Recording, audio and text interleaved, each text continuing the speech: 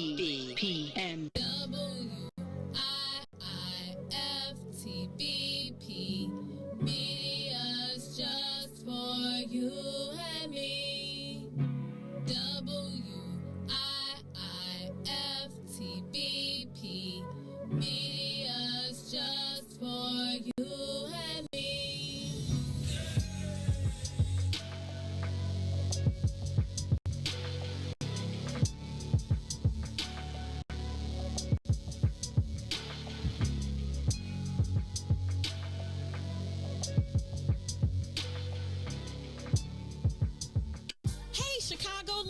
All roads lead to Solo Beauty Supply, the largest Black-owned beauty supply in Chicago. We carry a large selection of natural hair care products, plus much more. So come see us at one of our two locations, located at 9011 South Ashland or 8158 South Cottage Grove. Our inventory is growing, and with your support, Solo Beauty will continue to be a source of pride in our community. Maze Jackson. Tune in to the Maze Jackson Show every day, Monday through Friday from 6 to 9 a.m., where you can catch us on YouTube, Twitter, Twitch, and Facebook Live. Plus, from 6:30 to 8, you can get us on WBGX 1570 a.m. That's right, it's the Maze Jackson Show, where every single day we ask the question, what's in it for the black people? And if you don't like it, you can still tell them. Maze said, we out of here. Peace. Why money ain't free? Why can't you just give it to me? I don't want to work for nobody. I'd rather keep doing me. Why money ain't free? Why can't you just give it to me? I don't want to work for nobody. I'd rather keep doing me. Why money ain't free? Wake up in the morning with the frown on my face, 'cause I know it's another day that I gotta face smile for people I don't want to see, working at a job that I don't want to be, breaking my back to the bone with nothing to show. But I got dreams and goals, but as soon as I clock in, I'm ready to go. So there's one thing I gotta know: why money ain't free? Why money ain't free? Why can't you just give it to me? I don't want to work for nobody. I'd rather keep doing me. Why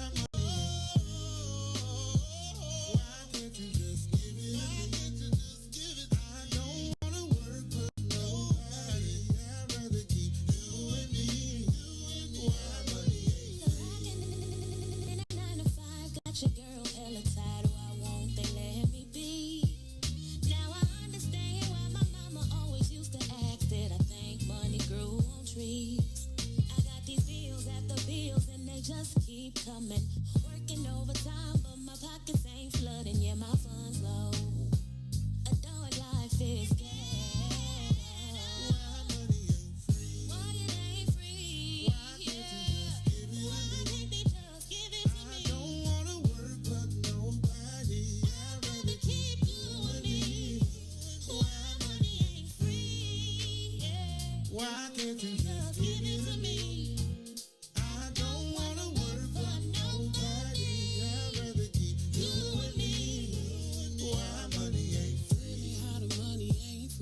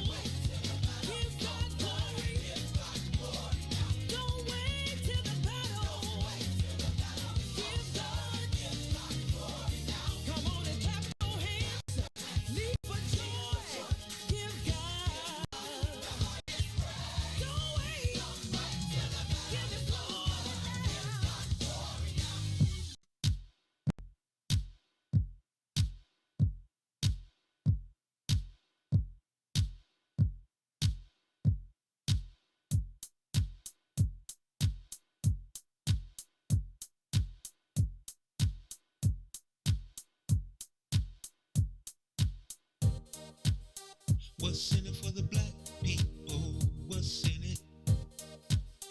What's in it for the black people? I'm in it. What's in it for the black people? What's in it?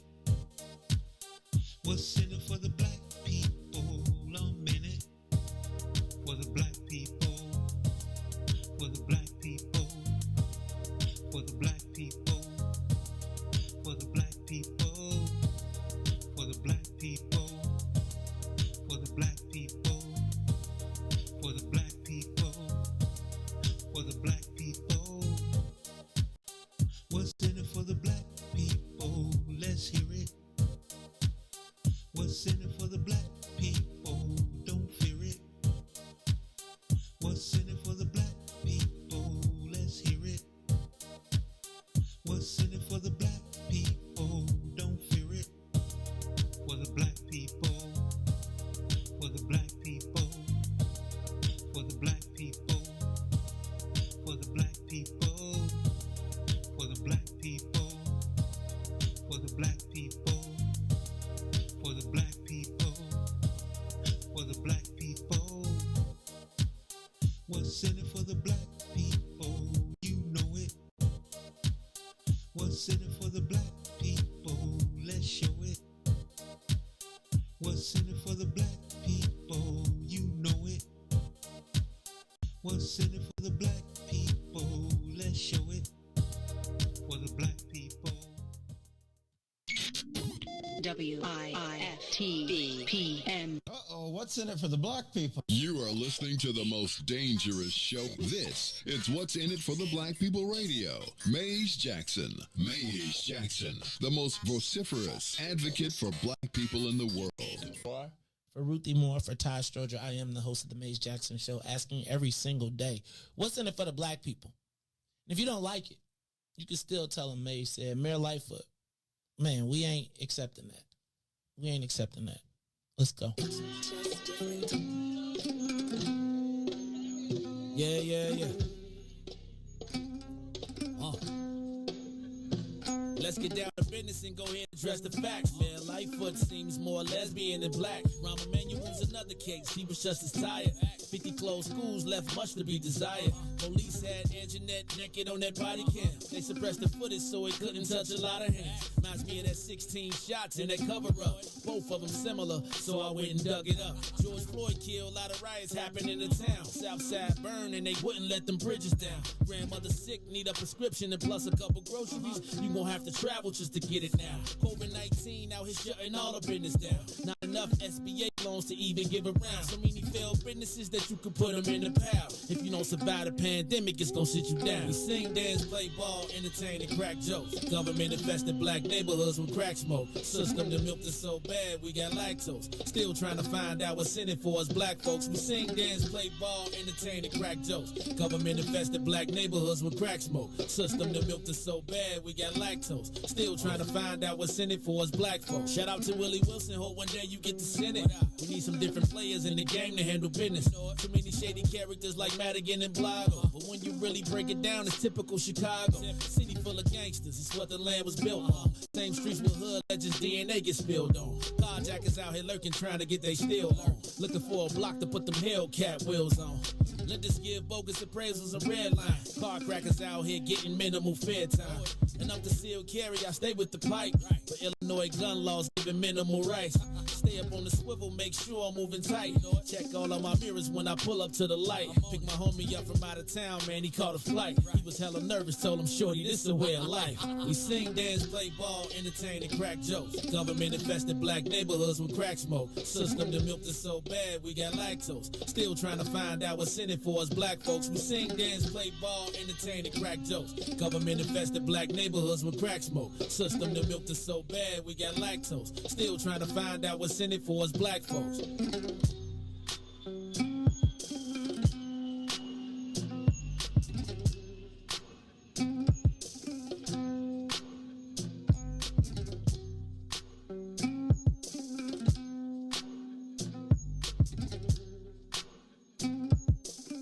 Wake up, Chicago! Wake up, up, world? This is the Mace Jackson Show. I am back. I don't know why I feel like everything sounds funny. I don't know if it's the cheap headphones that I got on. The cheaper headphones. I still haven't replaced my headphones from my afternoon experiment where I had the in-ears. I still got them. But it's something about this format that I think is where I have found a niche, and I was like trying to change up too much. I think when I start doing, even though I'm going to do some other podcasting type things, although Beulah was on there talking about the pandemic is over, so why don't y'all cut with the podcast? However, the pandemic seemed like it's coming back. We just not going inside. That's all it is. Because they was just like, there is a pandemic. They was like, man, it's another one. It's 2 new variants out. It's 5 and 2.75. And they like, man, now the thing is, are you going to start getting long COVID? And are you going to start being a little crack up crazy? Some people have been acting a little funny. I'd be like, man, maybe that's a COVID response.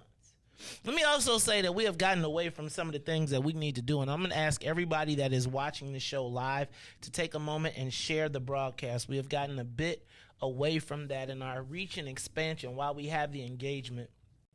I've been lazy in some of the things that I've used to be very serious about, which really got us to where we were. So I'm going to ask you every day to take a moment and share the broadcast. Take a moment and share the broadcast. Like and share the broadcast, whether you're on YouTube, Twitter, Twitch, or Facebook. And we got to figure out a way to get our seniors more engaged. Everywhere I go, I see people, and they like, man, we miss your show. I be like, I'm still on. They like, where can we find you? And I there's a lot going on in the world. I have had a lot of epiphanies. Ruthie, I really have. Bueller, I was just preparing to sit down and do myself a new podcast, and then I ran across your post that was like, so no more new podcasts, then there's that. Because we out there. I was like, dang, Joe. Why you call her Bueller? Cut like Ferris Bueller, and she was a teacher too. Bueller. And so, Bueller done fell in love. So now she just got all type of business for everybody. She be like, I don't want to hear none of y'all. By the way, did you see me do my leg workout? Right? She be like, she's like, I'm on Fiji. I was like, dang, how you get to Fiji? She's like, oh, this last year. But anyway, so I was just getting ready to do my podcast. I was just getting ready to set up. I have a whole new set. I was getting some new chairs together. Because I got some things I need to get off my chest. And then Beulah just rained on my parade. Like, I just got I truly feel like I have allowed myself to be immersed in blackness to the point that it has become a disadvantage. And I feel like you all have, it's like I done been in church and got away from the Bible. And so, I be letting the hoopers and the hollers and get the emotional, and I get to, shouting and passing down the hall, shouting and forget to collect the offering. Right? Got to take care of the business. And so now I'm just telling you. Now I got some. Now hold on. Creflo said his teachings his ideology wasn't right. So here's the difference between me and you. I ain't never seen a day of Creflo Dollar in my life.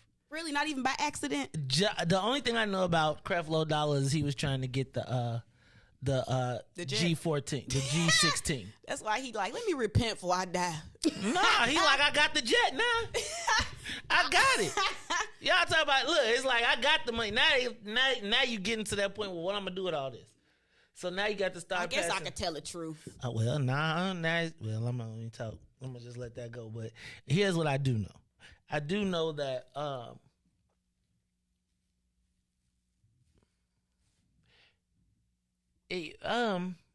sometimes you have quiet, I feel quiet. I had some quiet time with myself. Like, there has not really been a moment for me to have, for the last 9 months, I have been on so much autopilot. And I promise you, the thing I love about my life, or not my life, but something about me allows me to play things back. And I promise you, I feel like I could be watching something in reverse and then play it back and be like, I didn't miss it. I just didn't have time to address it. I didn't miss you. Like, you know how your parents be so busy doing something and they busy and you think you got away with it and then you be like, hold it. No, you didn't get away with it. I just didn't have a moment to address it. And so I've had some time to think about kind of who, what, where, when, why, and how. And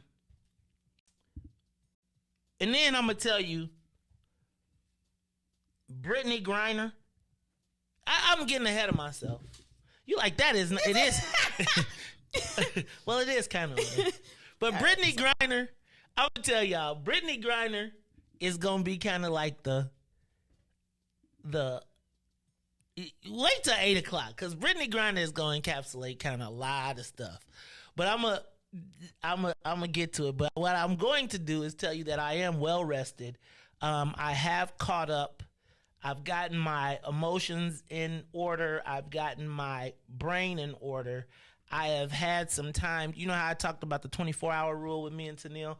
I have had where I got to be mad. You know, I be mad. Well, not be mad. We got to say stop because we don't want to be mad. I've had almost a week to digest. And I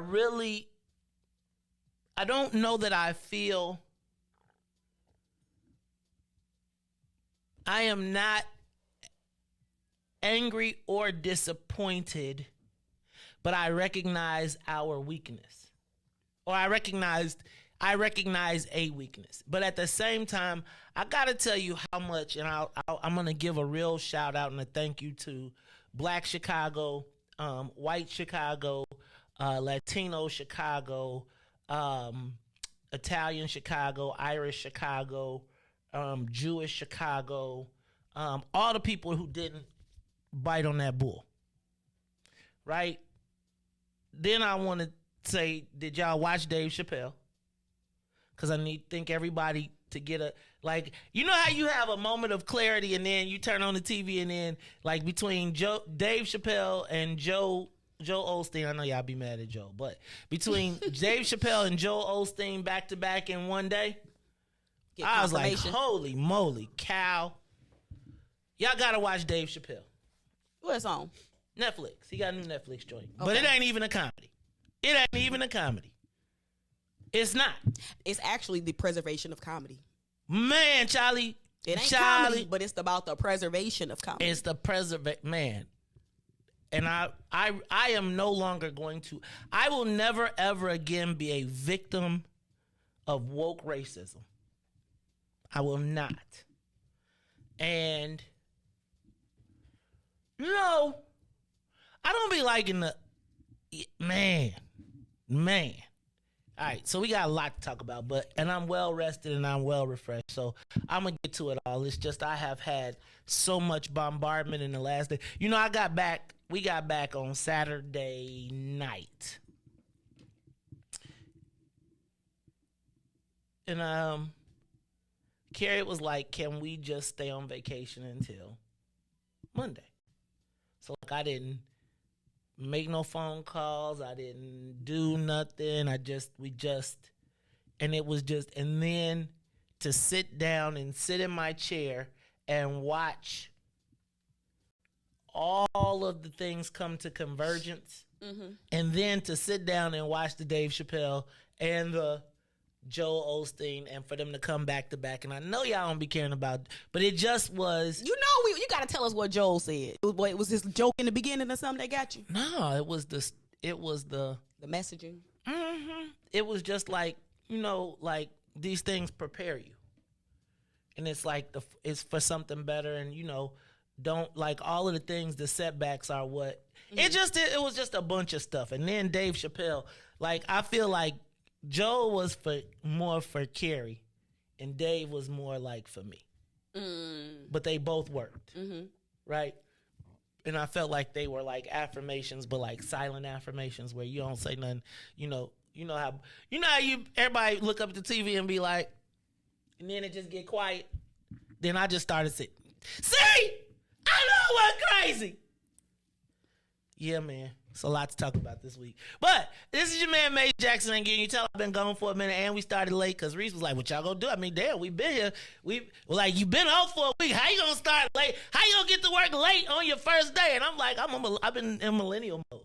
Like, he was on when I had to say, dude, stop rushing Maze. Look, man, because he was ready to get back. I was ready to get back. We all ready to get back. So let me do this. Let me say what's up to my girl, Ruthie Mo in the building. Ruthie Mo, what's up? Welcome back. Thanks, jeez. To all y'all people too, up all early. Up early in the morning. Waiting for the Maze Jackson show. There's so much stuff has transpired, Maze. I know you got a list. I do. I know you got a list. But guess what I'm putting at the last of it? What you putting at the last? Highland Park. Oh, yeah. Because, I just feel like, man. I was like, wait, did I turn on TV in Jamaica and y'all talking about how many? I was like, wait, for how many people? Okay. You know what I thought? I thought it was just because we was local. And I said, okay, the local news is just covering this. I have never seen so many angles of a story covered. I mean, literally, I have... From the Cub Scout to the FOIA car, I have never seen so many different angles of a story dissected. I was so salty. I turned on my TV in Jamaica and was like, I will not turn this back on. I am. How many people? I said, wait. I said, that ain't even Friday night. That is not Friday night in the city. But I've decided to, after Brittney Griner, I'm through with y'all. You gotta tell us what you talking about. What's your revelation? I was gonna say something about the mayor, but I ain't missing no paychecks. I'll be the only. Let me tell y'all. We gonna wait till I talk about Brittney. You on team free Brittney though, right? I mean, I just wait till 8:00. Man, did y'all see the post on my page? Oh, let me go look at it. It's y'all. I was gonna start. I started to say. Before I had my epiphany about the woke police, I was going like, this is a misogynistic conversation. All of you all should be ashamed of yourself. Muggs did not even know. By the way, did y'all know? Okay, first of all, Ruthie, did you go to the All-Star game weekend? Well, I knew it. No. Hey, but I did read that the commissioner lady talking about it wasn't no outdoor events because of the violence. Well, then you ain't got to say that. Hey, I need Mayor Lightfoot to check on that. She check everybody else when they be talking outside of their neck. I need her to tell the WNBA lady, don't be talking about it wasn't no outdoor events because of the violence. Ain't nobody trying to hear that WNBA lady. I just need to say that, first of all, to be staging any professional basketball event on an outdoor court is a little unprofessional to me. And the fact that y'all was even contemplating playing an all-star game for a professional, this goes to, should, they was talking about why women go to Russia to play, because nobody in the United States is willing to pay that much to see it. Not a lot. I pay, but not Ruthie, a lot. When the coach was like, if LeBron James, she was like, if this was LeBron James, he'd be out. I was like, if it was LeBron James, he would have flew private. I'm just saying. And he certainly wouldn't have been. And if he did have to take the airport, he certainly wouldn't have been carrying. True. I'm just saying, you can't get paid for a sport that nobody comes to watch. She was cashing out though over there in Russia, okay. So she could have flew private.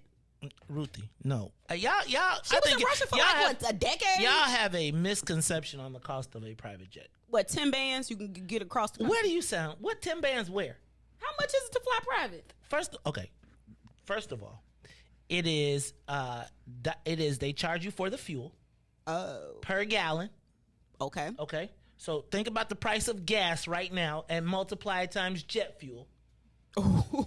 Now imagine now on top of that, if you got the minimum fee, the minimum jet fee is $5,000 an hour for a 4-person jet.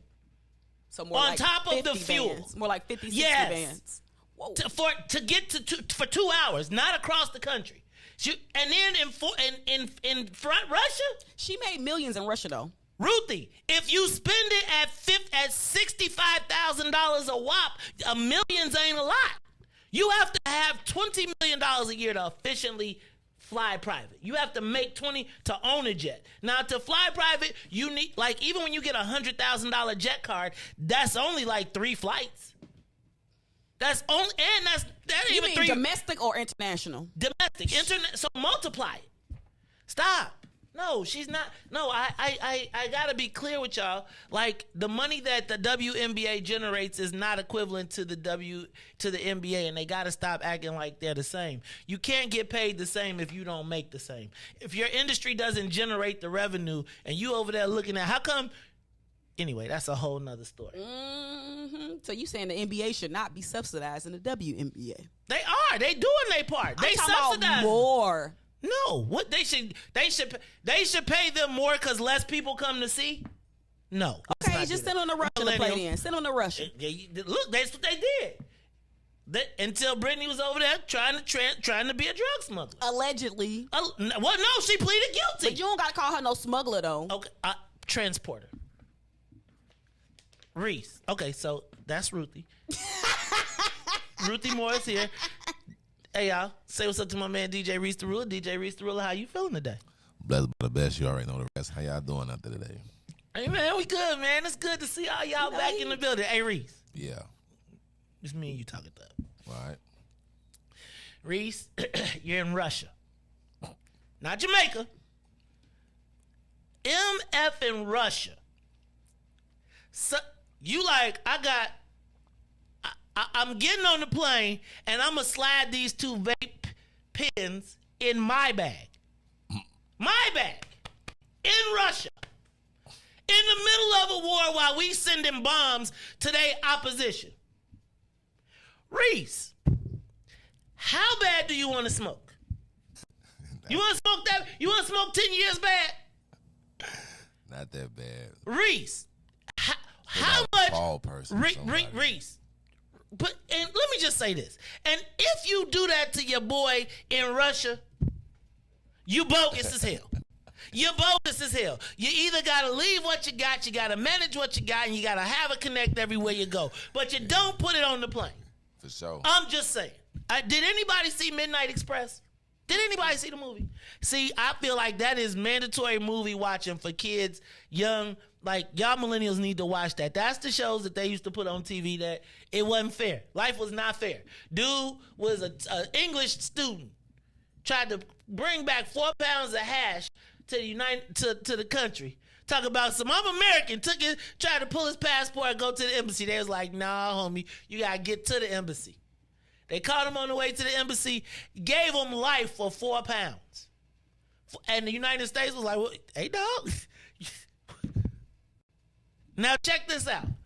I'm not even going to go down this because we got to say this till 8 o'clock. But I do got to say, so let me ask a question. If the trade is Brittney Griner for the Lord of War, the dude that is funded, has passed all the weapons that had all the Africans in Africa killing each other. Mm-hmm. We going to make that trade? Is that a fair trade? So the Russians say, look, we'll give you y'all 7-foot female woman hoop star, but what we want is the biggest war criminal in Africa back in the fair exchange. Is that a fair trade? Like, seriously. Don't answer it now. Don't answer it now. Just save it. We'll save it. I mean, but we do need to talk about this. Because some people said some stuff yesterday that I was like, I didn't know we were allowed to say that anymore. So we're going to talk about it now. Ruthie, don't be so serious. It's a fun day today. We're back. I'm a fun guy. Fun guy. Can you call yourself fun? I don't know. I'm a fun guy. You're a Raleigh crazy guy. All right, y'all, this is the Maze Jackson Show. Maze, Riis, and Ruthie, we are all here. So let's get the soul plane up to 60,000 feet. We are up and away. We're going to blow through this commercial break real quick because we started a little bit late, and I know we got to say what's up to the saints of WBGX 1570 AM. Actually, we are going to have to, Riis, go ahead and play something and then something so you could do your news rather than traffic.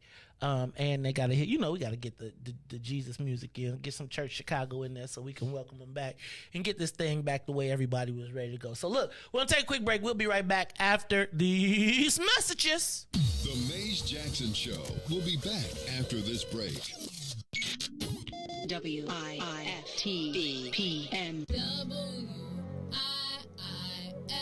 WIIFTBP. Media's just for you and me. WIIFTBP. Media's just for you and me.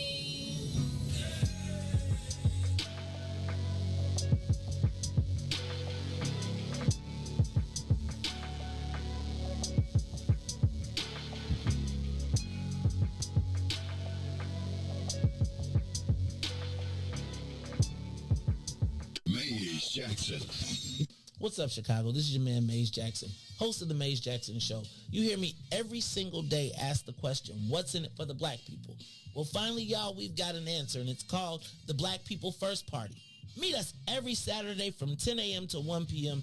at TP, located at 5401 South Wentworth, Unit 17E. That's in the mall at the 55th and the Dan Ryan. And you join us every Saturday where we are taking our politics black. We'll teach you everything you need to know about the game, from how to collect a petition, to how to knock on a door, to even how to become the next mayor of the city of Chicago. That's right, y'all. It is the Black People First Party. Meet us every Saturday, 10 a.m. to 1 p.m. at TP, located at 5401 South Wentworth in the mall at 55th and the Dan Ryan. And if you don't like it, you can still tell them, Maze said. This is a black people thing you wouldn't even understand. Maze Jackson. And now, traffic and weather. Yo, who said devotion had to be sad? Yo, check this out. The Lord is my shepherd, shall not want. He maketh me to lie down in green pastures. He leadeth me beside the still waters. He restored my soul. God's gonna turn it around. Come all the way with me. Good morning. What's in it for the Black People Media family? The time is now 6:41 a.m. and I'm Riis the Ruler with your Chicagoland area sports traffic and weather update. Head over to sports. The Cubs lose 11-9 to the Dodgers, while the White Sox will beat the Tigers 4-2. WNBA All-Star game yesterday, as we use Team Wilson wins 134-112 against Team Stewart. Let's head over to traffic now in the Kennedy. O'Hare to the Loop will be 23 minutes. Outbound to O'Hare will be 18. On the Eden Deerfield to the changing back will be 28 minutes. On the Eisenhower, Thorndale to the Loop, 36 minutes, 28 minutes back out to Thorndale. On the Stevenson from I-355 to the Dan Ryan will be 49 minutes. Outbound will be 30. The Bishop Ford, I-80 to the Dan Ryan, 34 minutes, 27 minutes to I-80. On the Dan Ryan is 17 minutes to the Loop, 13 minutes to 95th. On DuSable Drive South, 55th to Jackson and back will be 7 minutes and 8 minutes north. Today's weather, it is currently 79 and partly cloudy. Today will be a high of 88 with a low of 72. I'm Riis the Ruler. Welcome back to the Maze Jackson Show.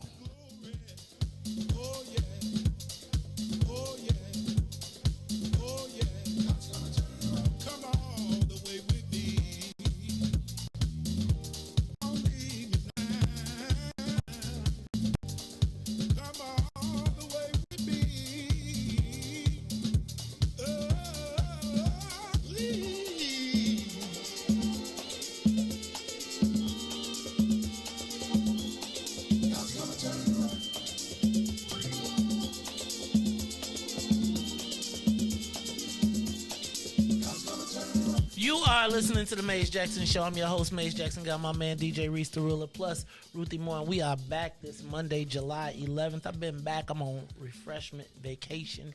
Got back from the islands. But took a little time to relax, relate, and release. I went to Scotchies.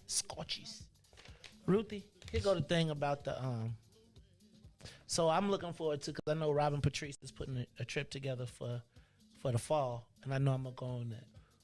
Here's the thing we got to do, y'all. We got to pack our own bar. I know they be doing the all-inclusive and the drinks, and they be liking it, but it just don't be right. It don't. And I want to tell y'all, if anybody has been trying to do the hotel rankings in Jamaica, I have ranked the top 5 Montego Bay hotels, and I'm going to tell y'all which ones to pick, why, and why. because you know what I'm saying. Like, do you ever look at Ruthie at the when you looking for trips and vacation, and you look at the stars and the customer reviews and the rankings and all that to pick where you're gonna stay? No, you be Airbnb, and I don't do that. I'm scared of Airbnb. Really? You saw they was trying to traffic the black girls in Mexico at the Airbnb. Airbnb is scary now. You got to watch for cameras, people breaking in, taking your stuff. I'm just saying. Internationally, I don't Airbnb as much. I think it's not as. No, I ain't messing it ain't around. safe. I wouldn't trust it. Okay. Well, I'm gonna tell y'all the rankings of the top 4 Montego Bay hotels, and then I'm gonna ask you to tell me yours too. But we're gonna figure it out. We're gonna have to do a travel show because I want to talk about places to go and where we gonna go because I think I've Jamaicaed out, and not in a bad way. It's just I think I'm ready to explore. You got to go to where the locals is. You trying to be all resorty. No. You got to switch it up. Nope. Got to be a townie. I have. Stay with the locals. Yeah, man. First of all, that was Mexican and Jamaican. You a Jamexican? Hola, man. Hola, hombre. I'm gonna tell you, I did feel a certain way though when it was time for the pool show, and there was a whole Latino crew.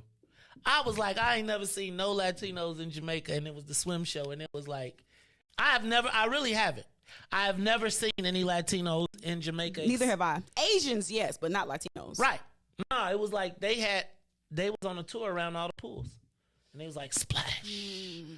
And I was saying like, uh-oh. Yeah, I can't. So I told the brothers, I was like, hey, man, yeah, I'm going to tell you, man, I got this feeling like sometimes Jamaicans be feeling a way about black people. From Chicago. From America. Yeah, I do. They like, I be like, dog, I tip better than all these white people out here. I had to literally go to each one of them and be like, do not treat me like a white boy. They be like, oh! Nah, dog, don't treat me like the white boy. They get mad. Anyway, we're going to talk about all that too. Let me see. WNBA All-Star Game. Riis, I know you had courtside. I know you was courtside. Nah, they was like $1,000, man. For where? To sit on the court? No, it was like $700. Whoa. To sit where? Courtside. To sit courtside. At where? The All-Star Game. Wait, the All-Star Game? The WNBA All-Star Game. Make the distinction. I mean, it's the So let me All-Star tell Game. you know how much a courtside is at the NBA All-Star though is? How much? At least 25,000. Oh. So 700 was a Still. discount. Yeah. No, it's comparative. I'm just giving it to you, dog. I'm just saying. Like feet on the floor, courtside 700. Yeah, 700. I probably would have did that just to put my feet on the floor, but I just feel like there would have been I just don't know if it would have been enough people to see me. Nah, it was packed. It was packed that night. 9,572 people was packed. That is not even the Big Three does that. The Big Three does that. They could have had that at UIC. How many does it hold? They could have did UIC. What? How many does the Win Trust hold? Bro, how much? That's not the point. How much does the United Center hold is the key. They don't even turn on the lights. They like, look, y'all. They built the Win Trust Arena for the sky because they were like, it costs us 13. It costs us what y'all could get in to turn on the lights at the United Center. They don't even. We couldn't pay for the Riis. What's the United Center? 23,000 for a Bulls game. The All-Star game was 9,572. I'm gonna stop though. January 6th panel. Steve Bannon is prepared to testify. I think y'all. He's like it's gonna be some fireworks. I just think Trump told him go ahead. Go on, man. They ain't gonna do nothing because I'm finna be the president again on there, and I'm gonna give you. I got you, bro. Oh, did I say what's up to the Saints? Hey, Saints. Welcome to the Saints of WBGX 1570 AM. We appreciate you tuning in to us every day, Monday through Friday, 6:30 to 8. That's right. The Saints get here at 6:30 and they stay till 8 because the Sinners get here at 6 and they got to stay till 9. But you can catch us every day, Monday through Friday, 6:30 to 8 on WBGX, where you can give us a call at 872-259-7474, 872-259-7474, or you can watch us on Facebook, YouTube, Twitter, and Twitch. Now, I'm going to ask you again, have you taken a moment to share the broadcast? Have you taken a moment to share the broadcast? Whether you're on Facebook, whether you're on YouTube, Twitter, or Twitch, share the broadcast. And if you're on YouTube, go to the YouTube page and actually like the page and like the broadcast. All right? I need y'all to do that. So, a couple things that jumped out. Did you see the Anna Valencia story in the paper on Friday? She is contemplating her future. While I was not a supporter of Anna Valencia, I do think she brought out some very credible points in the article, especially when it comes to money. And I think the other thing, and I do feel like I have come to not the epiphany, but the white media is racist, and I'm like freaking sick of all of these self-righteous ass white reporters running around here feeling like they are the gift to us when they clearly are biased in all of their coverage, right? And it's like, I could cry over spilled milk on this campaign trail, but I'm not gonna do it. But I do want to point out that, and I really do believe that the white media in Chicago is racist and as woke as and that's why I'm about through with all of these woke, white, racist everybody's. Right? I am. I'm so sick of it. Like, so if the coverage of this Highland Park situation does not demonstrate to all of us how racist, how biased the news coverage is in Chicago. Forget all the international stuff. Just in Chicago.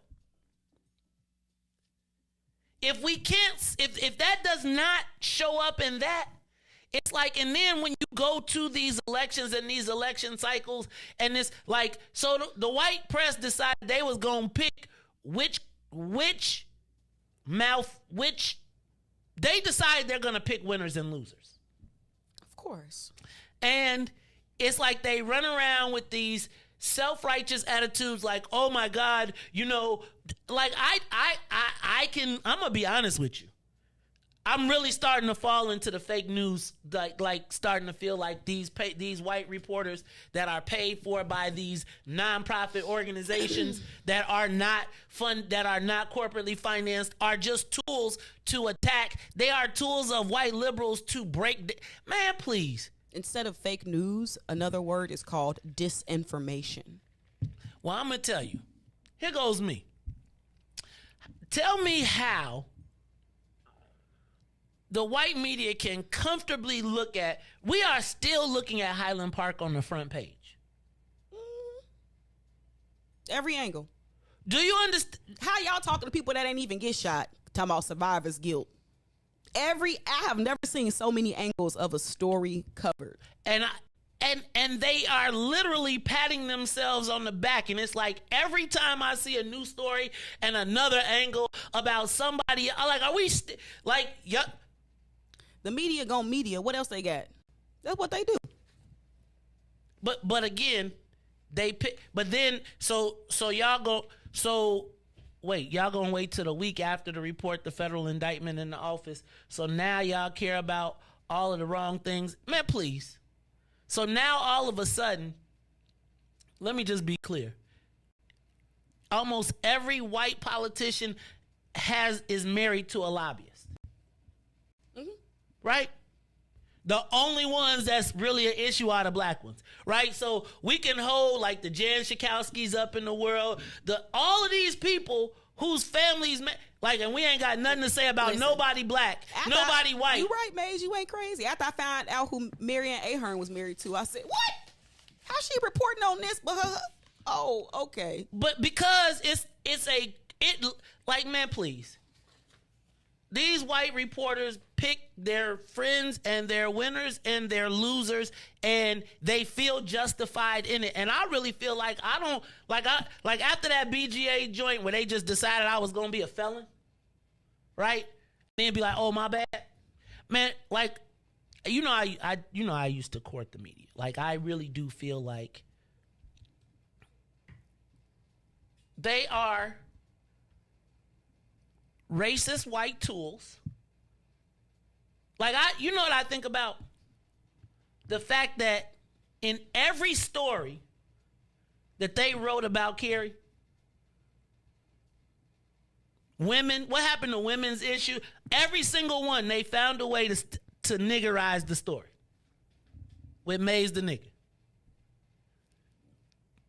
And to me, it's like, and in the meantime, you look around and you look at how they cover white people being killed in the same weekend where the numbers are astronomically different. And it's like a story of compassion. I don't know if y'all saw, when I was gone the first day, it was page 1 through 9 were stories about Highland Park. And then on page 13, there was a blurb about the 65 and 10, which was less than a blurb over 10 pages. And I'm saying, does nobody see the... People see it. No, I'm saying, do these white reporters who hold themselves up as this self-righteous group of people because they graduated and they took some, what the dude used to call it? Journalistic, man, please. Man, please. When you find out that it's a fraternity, the press is a fraternity. Who's the Negroes in the fraternity and what you got to do to be in it? What? You got to be black, but you can't be too black.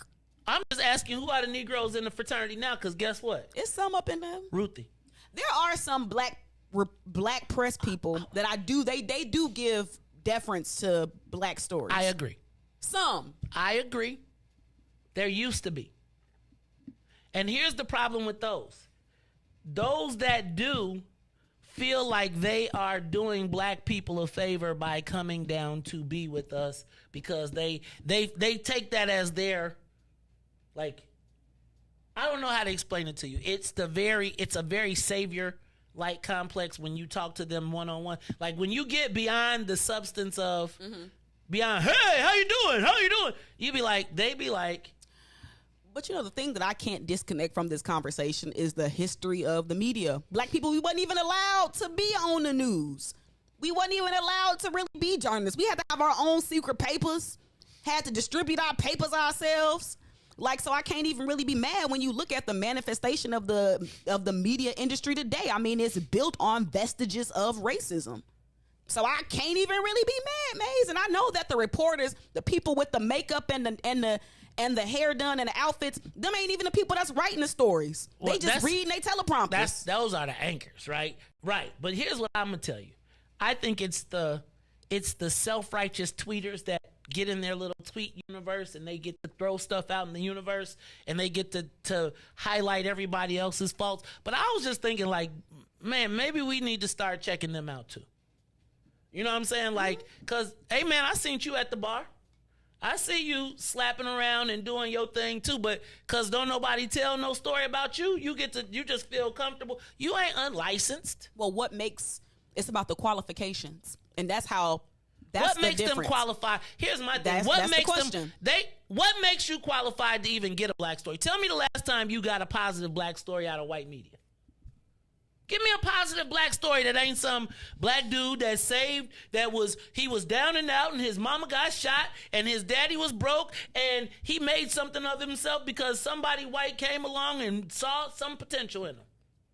Tell me the black stories that they tell of somebody black straight. Tell me a story of any white reporter that has been where the outcome of the black person in it is something good, unless it's somebody came and saved them, or it's some my block, my hood, my city where white people get to get involved. Tell me a positive story they've told of black self-determination in any newspaper outlet, etc. Give it to me. 257-932. Give it to me. If you ain't told, tell me something that they've told you good about black people. Tell me. I mean, you put all the asterisks on it. I can't think of nothing. Niggas. They tell me, and again, it's the same premise that allows them to put black people on Have you seen any nappy-headed, crazy-looking white people besides the families that were the actual killers on TV?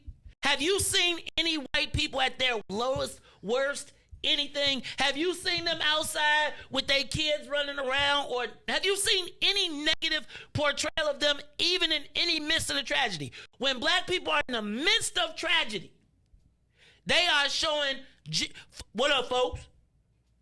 Like, it ain't nobody decent on nobody block. Think about all the blocks that we have.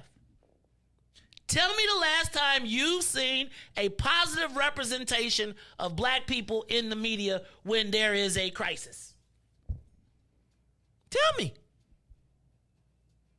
Tell me, and we welcome them in because we have, and I can't even lie to you. I've been in that same space, but I literally watch. And I was saying to myself, they put a nigga filter on everything. There is a nigga filter that goes in white media when it comes to black people, and they get away with it. Now, what I also learned is black people see the nigga filter.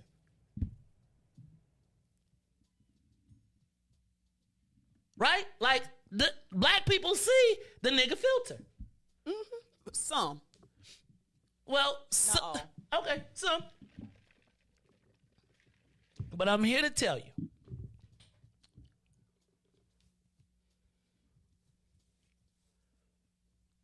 watching the coverage of Highland Park,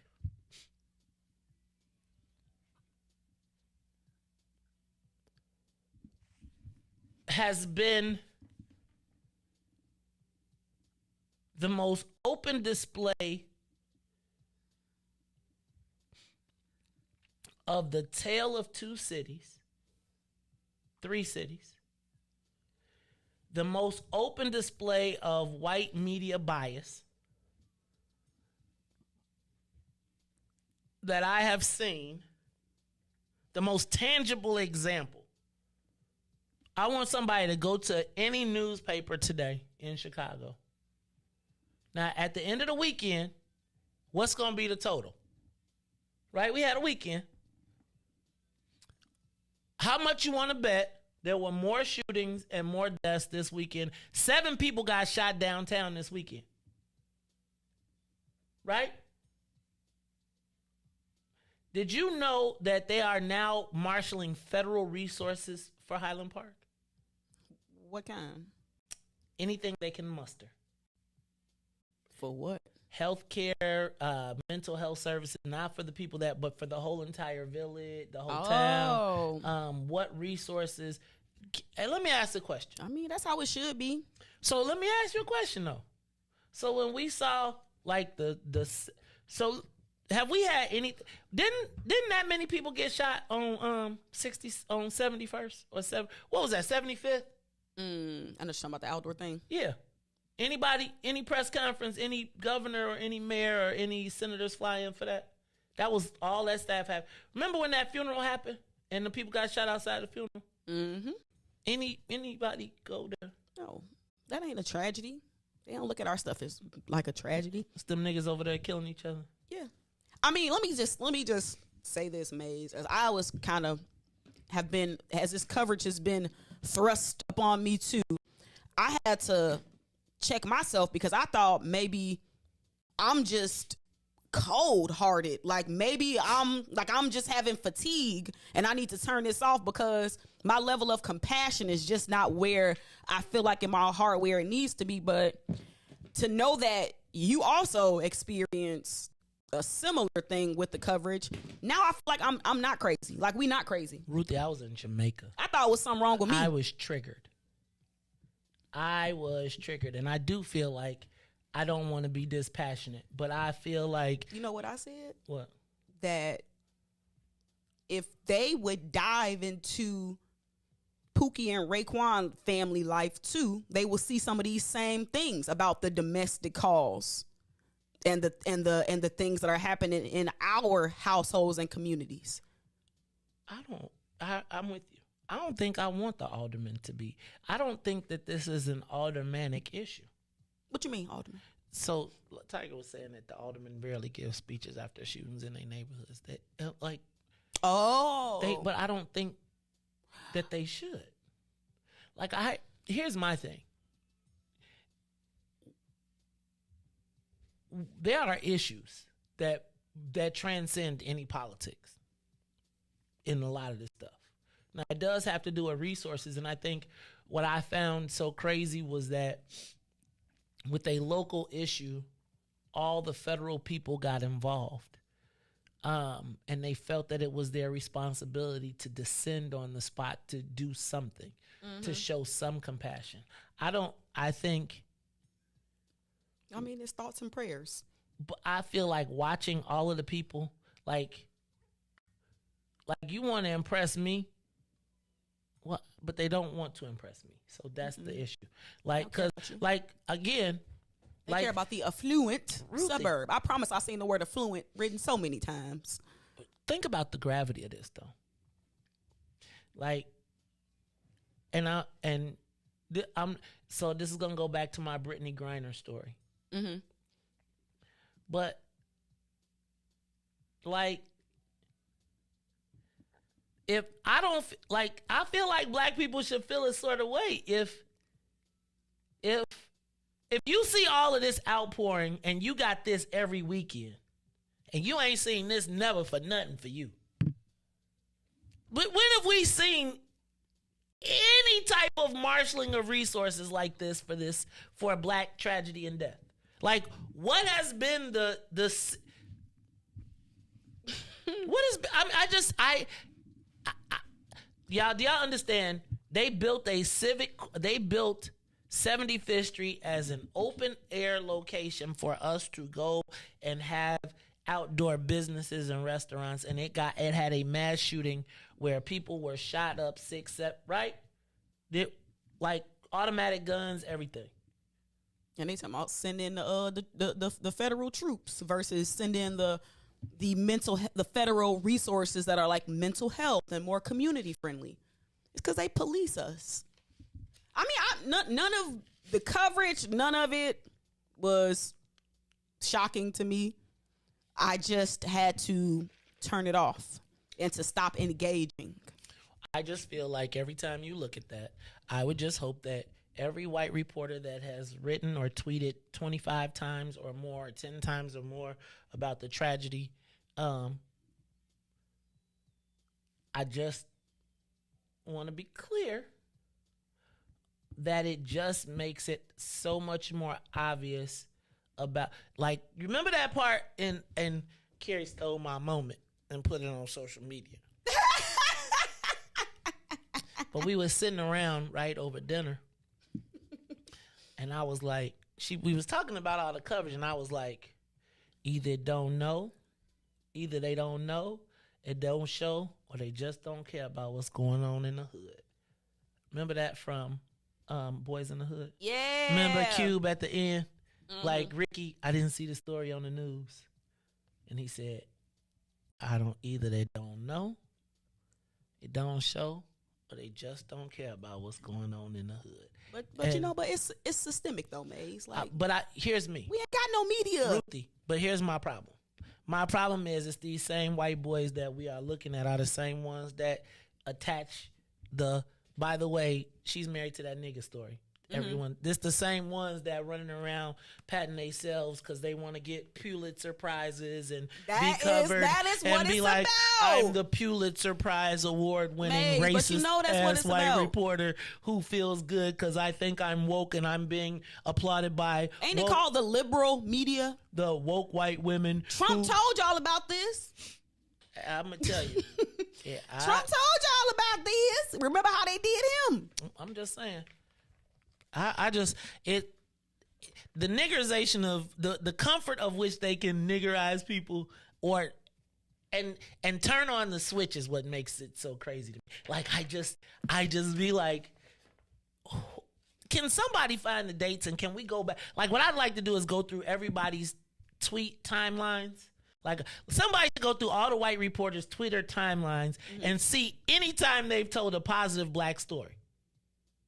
Like, just go through it and see when have they ever told a positive black story that wasn't of some black kid who was saved by a white person or some black kid who overcame the odds of his terrible outcome lifehood because his mom was a crackhead and his dad was a prison addict. Go through every white reporter timeline. See how they've reported on anything positive black. It's the Maze Jackson Show. We'll be back after these messages. The Maze Jackson Show will be back after this break. I love being black. Do you love being black? Yeah, I love being black. Hey. Do this for my people all across the globe. Hey, it's brick. The skin I'm in fit me fine, tailor-made, yeah, I'm comfortable. And so it seems still chasing my dreams. They told me, watch my steps, they want to pull the rug from under you. This is transparency, my life 3D. Live every word that I utter, reporting live from the gutter. Where the mind's hard to change, but we don't give up on our brothers and sisters. No, we all need one another. The time's getting closer. Revolution, feel it coming. I can smell it in the air. Inhale it, let it embody you. Because chances are the cops pull you over, they body you. Plus we don't trust each other, so there's just another obstacle. Why jump hurdles to make a change? It ain't optional. Olympian mindset in this booth with my binoculars. I see my vision getting clear. Just as what a prophet do. My music touch the people's soul. Black power gospel tunes. So many styles, watch me kick them like they soccer moves. Falling rank and file, this is my platoon. Soldiers at attention, ain't no Willie lynching. This the program. Who they think they kidding? Reinvent the system. Total reconstruction of our mental stigma. This ain't a game, boy. Still they think I'm talking about Nintendos. That's a shame, boy. Augment reality. Better fix your brain, boy. I love my people, hope they love me black. I'm going hard and ain't no holding back. Watch me react. I put my fist up in the skies like a beacon for believers that one day we return to our greatest shit. We seek it all the glory we can obtain and keep reaching. I'm painting this picture. I hope you see it. Guess what the theme is? I love being black. We turning up. I love being black. Say it loud. Man, I love being black. One more time. I love being black. Hey. Well, how about you to sing these tunes too? Customize for you a little something you can groove to. Feeling good about yourself. Melanated mood muse. Always service humble pie. We don't care about who's who. Light brown or dark skin. This right here's for you too. We are the gods of the earth. Living proof truth. Say it loud if you black and proud. I salute you and that's a fact. Where you at? Let me hear you say it back. I love being black. We turning up. I love being black. Say it loud. Man, I love being black. One more time. I love being black. Hey. Super melanation, renovation of our databases. Gotta fix the trinity to make it past the matrix. There's a rabbit in the hole. Your decision, you gon' chase it or just shut up for complacency. Here's your motivation. Black power in your veins. Up to us to build a nation. European mental detox completely we erase it. Cause you can't keep fighting over old information. Probably bring it right back if you love being black. I love being black. We turning up. I love being black. Say it loud. Man, I love being black. One more time. I love being black. Hey. I do this for my people all across the map. Even for the ones who don't identify with being black. Hebrews the best elixir. Go ahead and try your batch. This truth serum, my loose spirits. The ancestors speak to me. I spit the truth. Hear it. You broken souls here to re-engineer them so that they fearless. This person's atmospheric as the hell is spinning. Trying to strategize a way so we can start winning. It begins with pride of yourself. Embracing this feeling. Say no new friends. That's what happened to the village. Too much individualism. It's easier to pillage. I'm just making this appearance for coherence. So you can understand what we up against. Hit the reset button. Switch covenants. It's my contract to the people that I'm publishing. It's a new era. Hood to hood. Feel the power and I'm loving it. Turn up. Neck turn up. Strapped with the black burner. Murder. Keep sleeping and I shoot up your server. Corrupt the service at the file. Man, it's time to purge 'em. We waking up and that's what got 'em nervous. I love being black. We turning up. I love being black. Say it loud. Man, I love being black. One more time. I love being black. Hey.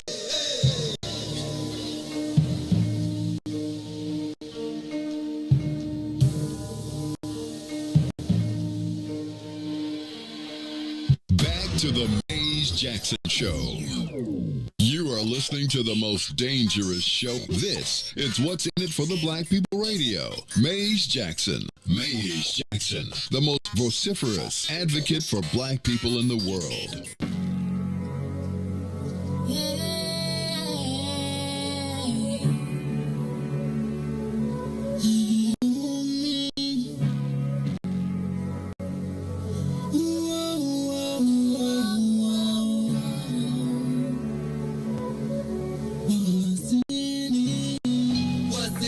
Black people, cause economically we are not equal. Waking up to lies, can't toast no more. I told y'all, yeah, this a dangerous show. Don't go to church if you ain't trying to help us. Don't even try to be around and can't protect us.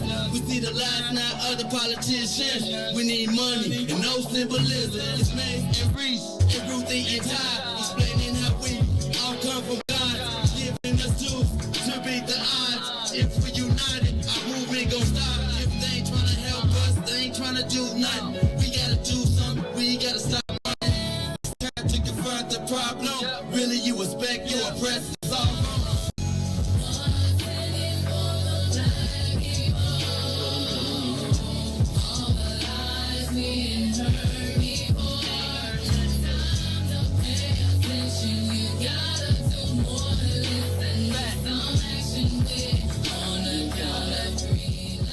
Wake up, Chicago! Wake up, world. This is the Maze Jackson Show. I am your host, Maze Jackson. I'm your host, Maze Jackson. Got my girl. That's why they naming them. That's why they naming them variants after numbers, so we don't remember them. But if they go back to what was it, Omicron? If they go back to naming them, Omarion, we might be able to keep up with them. No, we ain't gonna keep up. It's so funny. He said we ain't gonna keep up. It's over with. Salud. Thank you. All right, y'all. It's the Maze Jackson Show. I'm your host, Maze Jackson. Man, I want to talk about political retirements, but I'll maybe save that for another time. I don't know if we'll get to it, but I do think it's time for mandatory political retirements. Wait, what? Mandatory political retirements? Sounds very different from political retirements. You talking about term limits? No. But mandatory retirements. It's time for mandatory political retirements. I like the way you put that.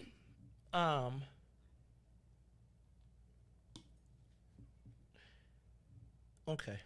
So let's have a conversation. And I think I might have taken this out of my pictures, but I'm going to go into my cloud and I'm going to see if I got it.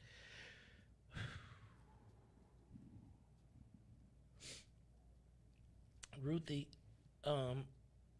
I truly believe that it is about time for mandatory political retirements. And when I say mandatory political retirements, I've come to the epiphany. I was watching actually Meet the Press yesterday. So here's what I'll do. I'm going to mix all of this up, if that's okay. So, Riis, can you do me a favor? Y'all bear with me. I'm going to do the social media question of the day and the 7 o'clock topic, and I'm going to run them all together, and hopefully it will make sense if I do it properly. So, Riis, start by hit the button for me. It's time for the social media question of the day. Is it time for mandatory black political retirements? I was watching Joe Biden the other day on the news, and they said that if he was to run for a second term, he'd be running at the age of 80 for president of the United States. And he looks like he's kind of running out of gas. Like, it's just like he just doesn't look like he has it all. You talking about the New York Times article? Is that the source? No. I think I was watching Meet the Press. Okay, Meet the Press. Okay. And they were just talking about he just looks like, and then they were saying, like, they were showing all these clips of people who were saying they're just disenchanted. He doesn't seem engaged. But that is the power of the media. Because they propped that man up as a superhero, Vladimir Putin, horse riding, skydiving stallion when he was running against Trump, and everybody was like, "Hold on, he might be a little." But now the media wants to paint him as feeble, got a tripping over cords, can't read the teleprompter. Well, I'm gonna say The media ain't doing that. He can't do it. He be doing that stuff. He fell off the bike. But I feel like the media shielded that. And so I'm sorry. Oh, I'm still on the whole media manipulation kick, and I just see it woven into all aspects of our lives. But when they get into politics, it's a little different for me. Stay in that same space too, because I think you're right. So the media decides who they want to be the winners and the losers, and then they tell the stories from that perspective. But I was watching Joe Biden. And I was just saying, like, Trump or not, I just don't know that I feel confident that he's leading the country. Like, they can, like, somebody said we got Weekend at Bernie's. I can't remember what it was. We traded, like, the Chucky for the Weekend at Bernie's, right? And so this is a sensitive topic, and I hope that this is really important because I want to talk to my seniors, too. Mm-hmm. Because seniors are the most important voter base, regardless of how much y'all talk about it. Millennials are checking out of the process, right? And the voter numbers, if you look at Cook County. But is it a time when it's time for them to go? Like, and should we start having mandatory political retirements, right? Now I'm going to jump to one of the reasons that this came to me.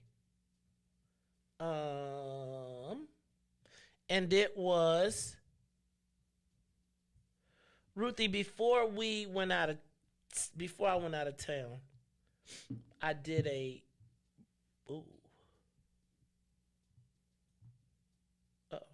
before I went out of town, I kind of talked about the Cook County Democratic Party. And their what do you call it? Their palm card, their sample ballot. And I looked at it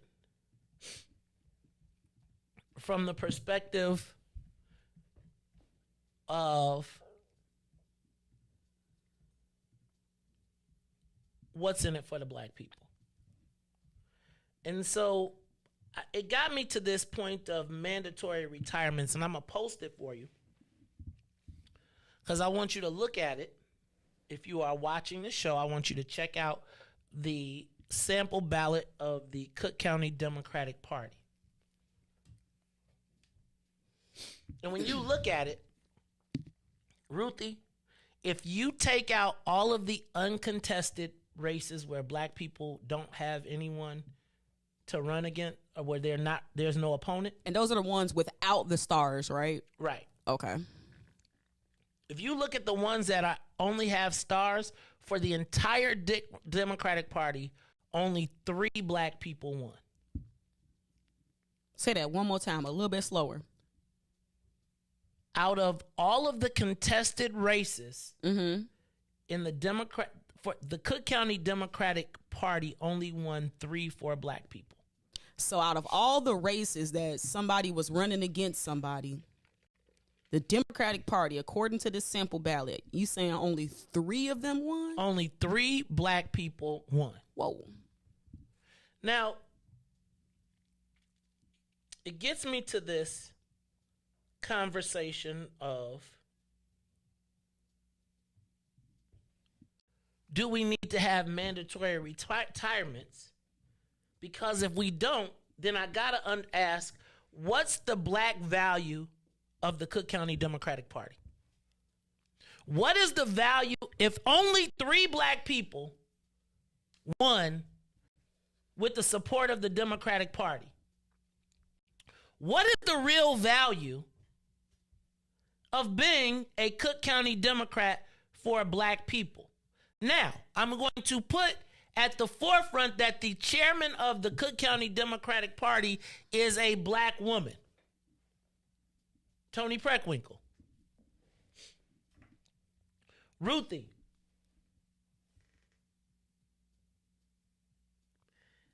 In this election cycle, and I'm gonna go back to something that I thought was that I don't think we really get.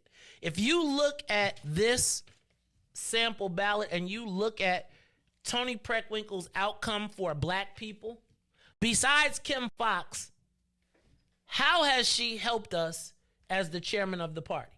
So I want you to understand that the chairman of the party went from John Stroger, right, to Joe Barrios. During the era of Joe Barrios, when John Stroger was the chairman of the party, black people did straight, considering the fact that Daley had HDO and kind of undermined them a little bit. Then it went to Joe Barrios. When Joe Barrios became the chairman of the party, Latinos assumed more power, made more money, got wealthy. Right? Then Tony Preckwinkle became the chairman of the party. Every black person who took, where did we win when Tony Preckwinkle? I was about to say, I know you about to say that when Tony Preckwinkle took over, that more black people ascended to. No, they didn't. More progressives ascended to power. Right? And so you look at it, her political boss was a white guy who got put out for posting pictures of Hitler while she calling me anti-Semitic. Right? I have to bring that back up but you know. While she tweeting, we don't have any place for anti-Semitic. So why did you hire one as your, but that's a whole different story. Put a pin in that. Beep. So now, Ruthie, you look at, when she had options to support black people, she went against them. She is, as the head of the party, what is the benefit to any black person that has been a Cook County Democrat? Check this out. Hey, Ruthie, if you are a member of Delta Sigma Theta, and Delta Sigma Theta has a candidate forum where everybody's involved in it, but no, there's an election, but the Deltas are running the election. And you get up there as a Delta, and there's two Deltas, and the president of your chapter selects an AKA. Now, membership has privileges. So that is, membership has privileges. So check this out. If you are a black committeeman, David Moore, Pat Dow, and you run for the chairman to run for Secretary of State, where would you expect at least the first part of your base would come from? From the people you sit and meet with every day. How does the chairman of the party skip over two black people that are in the party for a white guy who's not in the party? What you mean by not in the party? David Moore and Pat Dow vote on whether Tony Preckwinkle should be the president of the Cook County Democratic Party. They are Democratic committeemen. Got it. Alexi Janulius has been out of politics. Break it down, mate. For the last 10 years and comes back and has an advantage over two black committeemen who vote on you, and Pat Dow is your girl. What is the benefit of black people having a black president when the black person will put the finger on the scale for the white person that ain't even in the party? This is no shade to Alexi at all. But Ruthie, if I come to a Sigma event and I get outvoted by the president of Phi Beta Sigma for Riis, who's the ops? And not even the ops, he's the alpha. He ain't nothing bad, but what's the point of me being a Democrat in Cook County if the other two, remember when it was, when Duckworth, Tammy Duckworth was going for the Senate and Andrea Zopp, and Dick Durbin made it where the Senate wouldn't even let Andrea Zopp get an interview. She went on vacation, and he was like, hold him while she ain't here.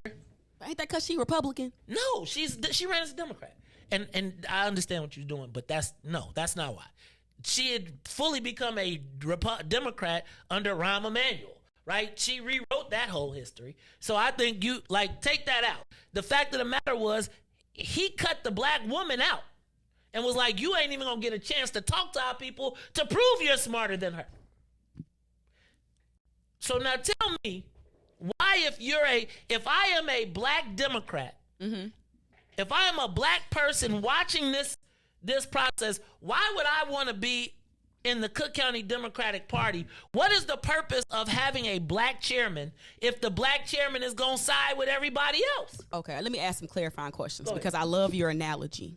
So is it a matter, does Pat Dow or David Moore as committeemen have any power to do anything to hurt Toni Preckwinkle? They can vote against her as being the chairman of the party, which they should do. Okay, so which black people keyword is should. So I gotta think to myself, within this, what is in disarray within this organization that I'm a part of that would make that person vote against me? There is no black caucus. Like, the black people don't get. So you know how we got black caucuses? Like, here's what happens. You keep everybody over here having separate conversations, grumbling, instead of all the black committeemen being like, you know what? See, it was broken up before because the most powerful black committeeman was a white dude, Frank Zuccarelli. Right? So now what has to happen is Napoleon Harris won. So now Napoleon with the most black votes and the weighted votes, because now guess what she got to do? She got to go ask Napoleon to support her. Right? But Napoleon should be like, well, how many black jobs have you given? Tell me why Toni Preckwinkle, if you're black, should be reelected as the chairman of the Cook County Democratic Party if you're members of the Black Caucus. If you're a black committeeman, and she lost the appellate court race, Dominique Ross did not win, right? Howard Brookins, think about how crazy this is. Howard Brookins was a committeeman. He lost while the white boy he ran commercials with won. She voted against the black girl for Water Rec, Shakina Perry. Shout out to Yamika who won. But Yamika is part of Rich Township because she got a hold on to Rich Township to balance out the fact that she might not keep Thornton because NAPO going to be like, yo, what have you done for black people? So now what Toni Preckwinkle has to do to survive is trade away all of your benefit to the north side white people to hold on. Right? Because now what has to happen is you got to make enough deals with the white folks on the north side, which is what happened. Because here's what they told her, Ruthie. What they told her was, if you don't support our guy, Fritz, for assessor, we'll run a candidate, a well-funded candidate against you from the left. And you don't have no money. And you already saw what happened when the white folks pile up against you. You don't want a white competitor. You can fight Richard Boykin all day. But if we throw a white person in this race right now, guess what? You lose. So what you're going to do is you're going to give up your future. You're going to kill the black girl in the cradle for us. You're going to make sure she doesn't get slated. And then what you're going to do is you're going to put your own people in the weakest positions. And in the meantime, we're going to run candidates as well. So now what you look at is all of the gains that the Black Caucus held on to by holding on to the ward maps, the president of the Cook County Democratic Party gave it all away by giving the spots and making them non-competitive for black folks. So now now the white folks are in enough power and emboldened enough that they don't have to stick with her. So she's traded away your future. Right? Now let me do something for you real quick, because I think this will kind of put this all in perspective. And this is one of those Maestradamus moments, right? But this is what I want to do. I'm going to take a quick break. And then, Riis, I'm going to have you come back, and then I'm going to give y'all Maestradamus live. But right now, I got to ask, tell me, how have black Democrats benefited from Toni Preckwinkle being the president of the Cook County Democratic Party? besides Kim Fox. Damn, that was my one thing I was going to say. But look at what that's going to do to us next go-round. Look what that's going to do to us next go-round. Because now running in this next election, she's vulnerable. Let's just be clear. She's very vulnerable. Right? And so now all of the resources of black people will be put against saving Kim Fox if she runs again. I don't know if she's running again. But all of the resources and so everything we got is now going to be piled into her legacy, and she'll point to that and say, even as our communities have gone the hell down, tell me in the and this really isn't for us. This is for committeemen that are tuned in right now. Like, no. This is for black committeemen who should be looking around saying, how many jobs you got at the county? Right? How many black people do we have in the county party staff? Ask yourself, who is the chief legal counsel for the Democratic Party of Cook County? Who are the black people in control of the Cook County Democratic Party? What happened to the Cook County Young Democrats? What happened? Where's the pipeline? Where's the jobs? Where's the contracts? Who are the black people that have done well? And you, as Cook County Black Democratic Committeemen, are wearing the jacket for it.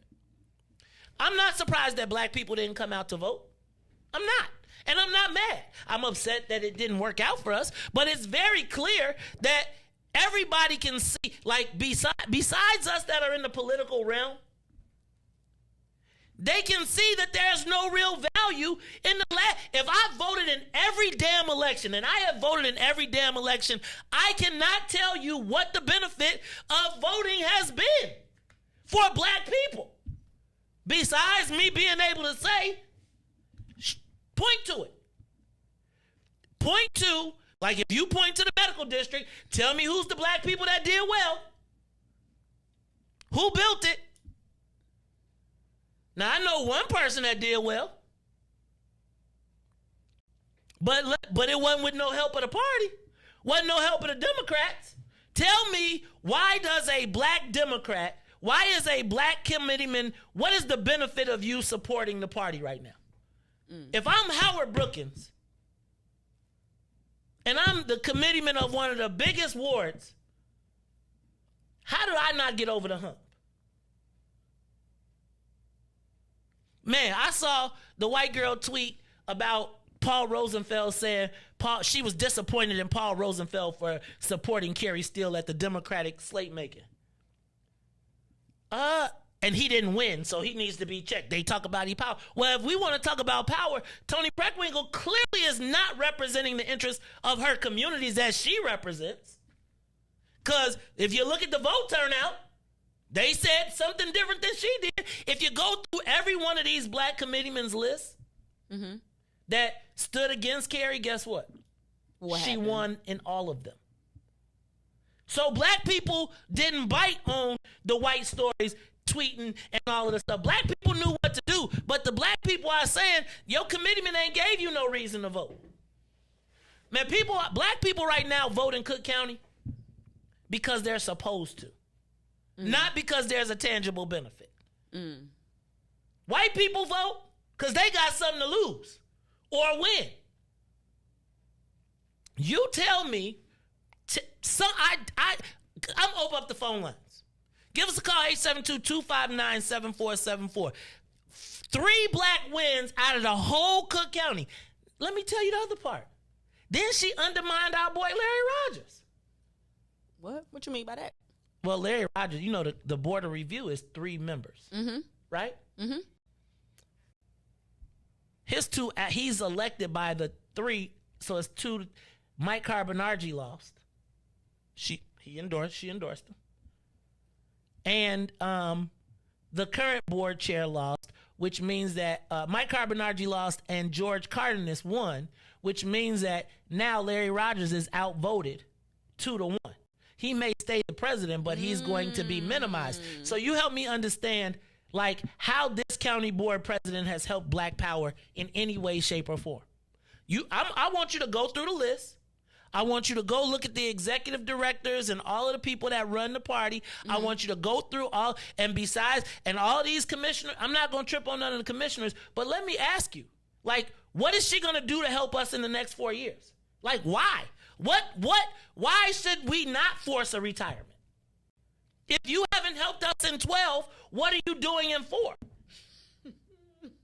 Give us a call, 872-259-7474. We're going to take a quick call. We're going to take your calls. Plus, I want to play a video clip that happened this year that tells you, like, y'all, she made people pledge loyalty to their own demise.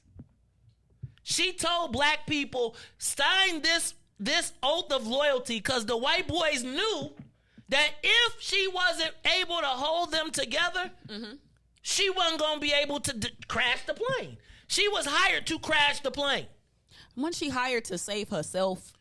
And crash the plane for us. And in exchange for saving, she took the parachute, jumped out, and said, here, Chewy, here, David Orr, here is the keys to the plane. Now, you got all the people on, I'm out.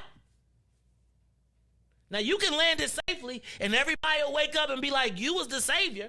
I'm going to go on and I'm going to go down and be the most progressive black boy. And ain't nobody going to say nothing. Ain't nobody going to say nothing. She systemically destroyed black people. She systemically dismantled black political power at the point in which Ruthie, the Irish had their time. When they had the spot, they did what they were supposed to do. Maze, if you just say that sentence, that she systemically destroyed, I'll be like, she did systemically destroy black political power. Maze, you broke it down. Masterfully, you broke it down. Well, she has systemically destroyed black political power for years to come. And it's like I was saying that I operate in this hybrid space. Like Ruthie, when I came into the game, the people that she is aligned with were the people we made fun of. But over the course of time and erosion, you look up and now it's flipped. And now all of those, Chewy was in the desert for like 20 years. And now he's out of the desert. And if you look at his win sheet, compare Chewy's, what he's calling his win sheet to the black win sheet. If all of the wins that the Black Caucus did by holding on to holding on to our awards goes away because you then install the people elected over them, we still lost. The blinds don't matter. Right. So if I get the Cook County commissioners and I get the judges and I get all of the stuff that surrounds your area and I hold you hostage, we got boxed in. Oh no, we got boxed in. And again, your future is being traded for her present. Right? And again, are we going to invest 4 more years? I would challenge anybody to call me up and point to how black people have won in Cook County. And then I'm going to come back and I'm going to play you the clip. Because remember when I asked her chief spokesperson about this at the University of Chicago at the next generation of black leadership? Remember that? We're going to talk about it when we come back. It's the Maze Jackson Show. The Maze Jackson Show will be back after this break. Hey, Chicagoland, all roads lead to Solo Beauty Supply, the largest black-owned beauty supply in Chicago. We carry a large selection of natural hair care products, plus much more. So come see us at one of our two locations, located at 9011 South Ashland or 8158 South Cottage Grove. Our inventory is growing, and with your support, Solo Beauty will continue to be a source of pride in our community. Maze Jackson. Tune in to the Maze Jackson Show every day, Monday through Friday from 6 to 9 a.m., where you can catch us on YouTube, Twitter, Twitch, and Facebook Live. Plus, from 6:30 to 8, you can get us on WBGX 1570 a.m. That's right, it's the Maze Jackson Show, where every single day we ask the question, what's in it for the black people? And if you don't like it, you can still tell them, Maze said. We out of here. Peace.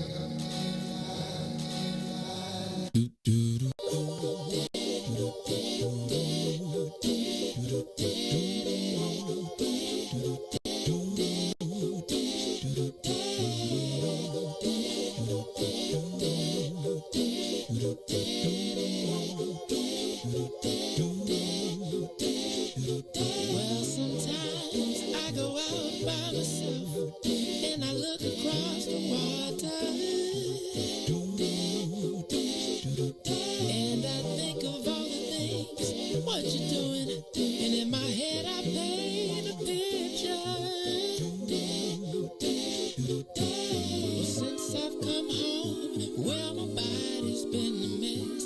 In the mist, your ginger hair, and the way you like to dress. But won't you come on over? Stop making a fool out of me. Why don't you come on over, babe? You are listening to the Mace Jackson Show.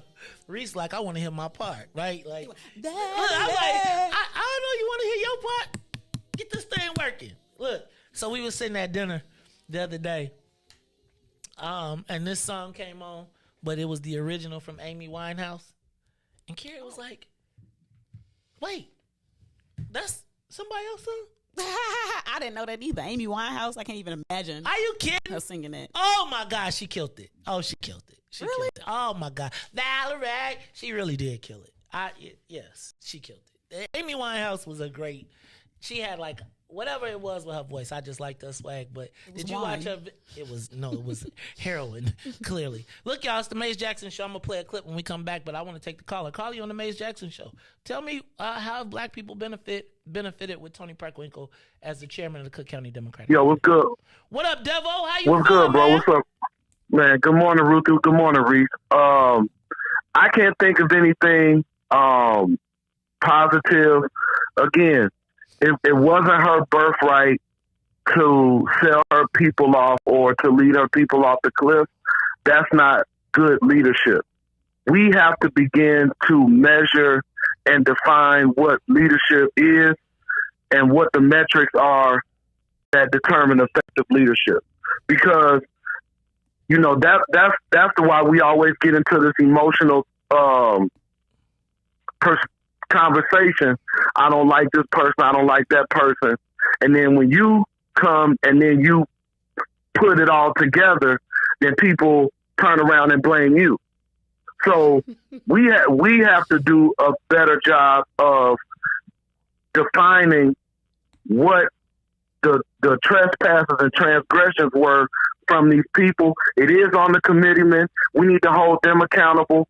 We need to go up and down these positions and make a real strategy, because it is the committeeman's fault. If you got a vote and I got a vote, how you got more power than me?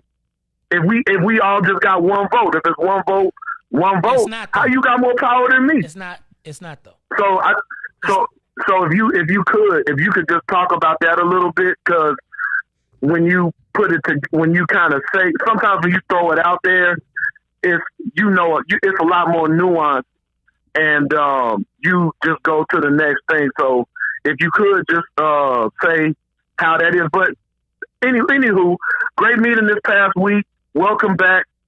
We rolling, we ready, and thank you to everybody who came out to the organizational meeting. I really appreciate you all. Whiftable one, we all we got, man. I'm out. Peace out. All right, that's my man Devo. So just so y'all know, that is the president of BP1. Let me break down how the committeeman vote works. The committeeman votes works. No, it's not one man per vote. You get a weighted vote based on the turnout of your area, right? So if you are a committeeman and you have 10,000 votes, you have more say than a committeeman who has 5,000 votes, right? So the reason Thornton Township and the reason that Frank Zuccarelli was so important is because Thornton Township was the largest black. It was the largest Democratic county in Democratic township in the state, and because all of the black people that left the city went to Thornton, like Harvey, all of those areas. So it became the powerhouse seat. Now, because of low turnout, it may fall in the rankings. It probably will still be the top, but it won't have as much. There'll be other people that are closer. But you have weighted votes based on what your turnout is. So based on your turnout in the last presidential election, that is what your committeeman's weighted vote is based on. So for instance, Thornton Township, people go to Thornton Township because it used to be so far and above. Mm-hmm. But the thing is, the committeemen are not the committeemen that we thought they were. They are party committeemen, but they don't control the vote. Like there's this myth, like we operate from the space like the committeemen actually control the vote. No, they don't. They can influence the vote, but they don't control it. Back in the day, they controlled it because they had precinct captains and they had people and they had a whole infrastructure. Now there's no infrastructure. That infrastructure has been gutted.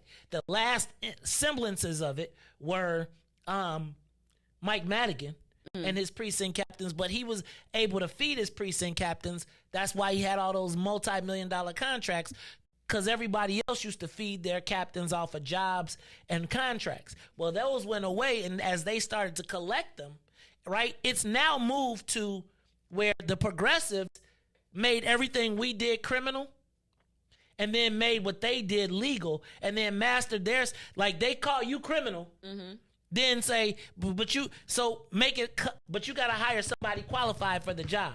And they, of course, had the list of qualified people.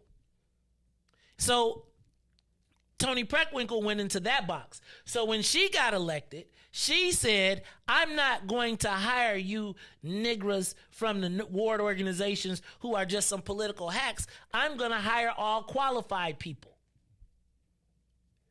Well, what does qualified usually mean for us? Not. Then, remember when I asked, so this is, now I want you to hear the Riis. Switch over to the computer, because I want to remind you, I told you about this a while back, and I thought that this clip would play very importantly. Hold on.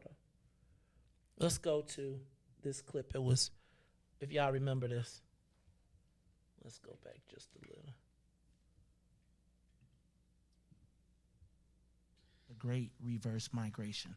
We're seeing black did all they could, but a piece of it anybody wanted to take it is, do any of you see tension between Illinois' black residents and Illinois' Latino residents, and how do those politics work? Well, back up, because I do just want to touch back.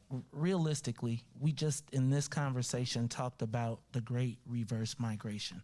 We're seeing black people leave the city of Chicago. We're seeing black people leave Cook County. At the same time, we are seeing a tremendous push for undocumented immigrants to get full rights. We've removed citizenship from our city documents. And so my question, because this forum was about the next generation of black leaders, what do you see as the future for black leaders here in Chicago? And then how does that work in conjunction with the rights that we are seeing happen for undocumented immigrants to vote? We're watching it play out right now in the city council. All right, So thank you, Mays. We got it. Mays, I'm not sure if I'm going to answer your question completely, but I'll Pay just attention. speak This is her spokesperson. personally. Look, I've got a 5-year-old son and 2.5-year-old twins who I'm raising right here in the city of Chicago. I love this city and I love this county, right? And we're invested into the city and this county. They and our other children are the future of Chicago. They're giving away your future. They are the future, and so we have to invest in them. We have to invest in them, and it starts from the very beginning. When it comes to your question about non-citizens, I mean, we're going to help everyone. That's what government is here for. Period. I'm not gonna get into the political question. I'm going to get into the moral issue and the moral answer. And the moral answer is we will always help and support our folks and residents of Cook County. Period. That's government's responsibility. Go ahead, sir. Thank you for this opportunity, and thank you. So, and I just thought that it's important that you remember that conversation. Thank you for refreshing my memory. Do you remember that conversation? I had forgot that at the University of Chicago Institute of Politics, the man talking about he ain't gonna get into the politics, but I'll get into the morality. The priorities wrong. That's the chief spokesperson for Cook County Board President. And again, my Ruthie, this has got to be one of the most pressing issues for us. Which part? Just our political empowerment. Which part of the conversation? Just people retiring? Like what part? Well, I think it's the retirement. It's the what is the benefit? What's the value of a black person being in Cook County? Like, think about that. That's the spokesperson for the Cook County. This forum again was the next generation of black leaders in government, in Illinois government. So if that is what we have to look forward to as the next generation of leaders in black Illinois, we in trouble. Right. And my question is, does anybody black see that? Yes. Like, does anybody black political see that? What you talking about? He ain't getting into politics. So what you talking about? But that's ain't that. But I'm just saying I'm just speaking to we in trouble. Like Devin said, Maze, you blowing the whistle on the side and then you are the bad guy for literally playing a clip. He said it out of his own mouth. I'm not going to get into the politics of that. We in trouble. And you the bad guy for even asking the question. Uh-oh. Remember, now I'll be anti-Latino, I'll be anti-immigrant, I'll be anti-LGBT. In some kind of way, they're going to make me anti-Semitic because of that. And it is, again, it's these politically correct, woke people that won't allow us to ask the questions as they're stabbing us with these woke policies. Give us a call, 872-259-7474. What is the benefit of a black person being a Cook County Democrat? Is a call on the line? Call you on the Mace Jackson Show. What's up? Well, shalom, Aki. What's up? King Israel. What's going on, man? Thank you. I really appreciate that, but you know what's going on, man. They playing them politics, and and you breaking it down for me because they took civics out the classroom. So the world, I'm a Democrat or Republican, but the world know I'm a Trumpster. But I'm going straight Republican this time. I'm going to stay red. You know what I'm saying? So I was wondering, can I bring Bailey on your show? Bring who? Dan Bailey, the non-Republican for state of Illinois, State Senator Dan Bailey. Oh, I don't care. Yeah, he can come on. He can come on. Okay, I'm just trying to say, saying, here go me, Israel. My premise is this. I'm tired of white folks telling me who I could talk to, who I can't talk to, branding me because they decided that who Negroes can talk to. Now, I got issues with Darren Bailey. I do. I'm not pro. I got issues with J.B. Pritzker, and quite frankly, I don't know what either one of them brings to me. Like I don't know what either one of them brings, but I tell you what I'm gonna tell you is he can have an opportunity to explain himself and share. That's my point. That's my point, family member. Yeah, that's it, man. Here's the. That's my point. That's all I'm gonna say. I bet he'll come on, and I guarantee you, put him in the lion's den. But I bet that other dude ain't gonna come in the lion's den because he gonna open his purse and try to shut everybody out like he did on Beverly Miles. I ain't playing for these chumps this round, man. My grandbaby, I got grandbabies. I'm doing this for my grandbaby. And I'd be damned if they had to go through what I'm going through when they get my age. I heard that, man. That's everything I love. I appreciate that, brother. I'm not playing. Man. Okay, well, I'll get them on your show. Call you or what? Book it, dog. Book it. Ruthie, look. Hey, Judith, I'm trying to put Ruthie. I'm trying to book him in Pembroke, too, because he's a farmer.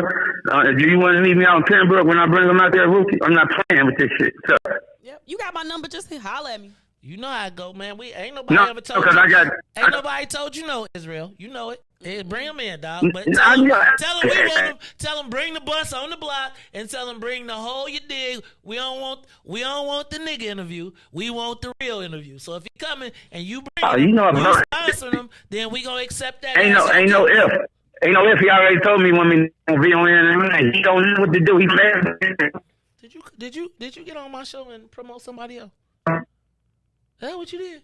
See how it be your own people. Now I just told my man he welcome and all that. They ain't gonna come on the show and tell me about somebody else's station. See how black people do you? This Brittney Griner. It's the Maze Jackson Show. I can't help for getting hurt. Slap Maze on the way out.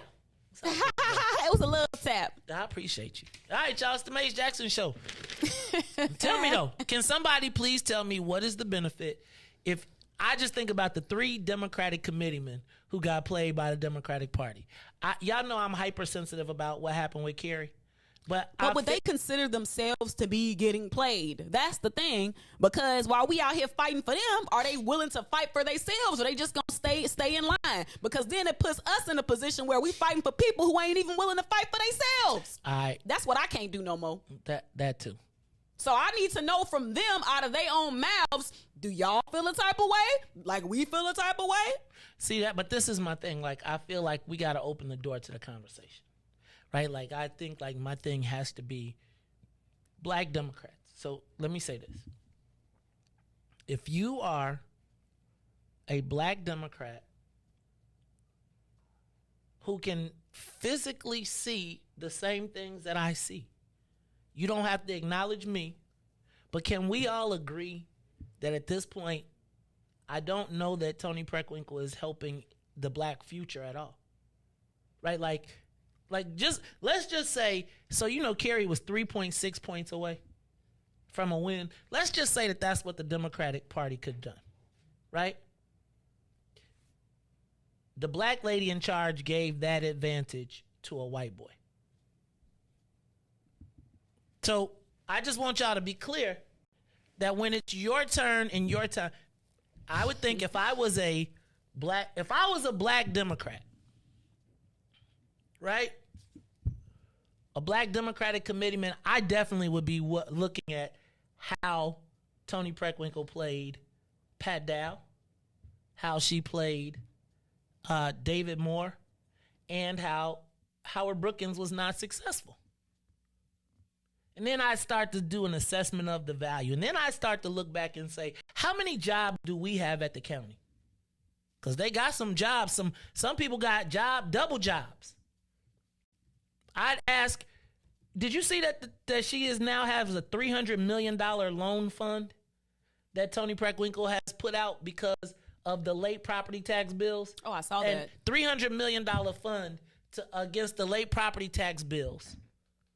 Because municipalities are going to have to pay interest because they're not going to get the revenue that they need. But she chose to side with the white folks over the Black folks. So when your mayor was like, "Oh, don't worry about that," I want you to think, when has she ever sided with our future? When has she been on the side of Black people? Not people of color. It's the Maze Jackson Show. What is the benefit of being a Black Cook County Democrat? Give us a call, 872-259-7474. We're going to take your call when we come back after these breaks because I need to hear my man. I need to hear some terrorism. All right, it's the Maze Jackson Show. We'll be back. The Maze Jackson Show. We'll be back after this break.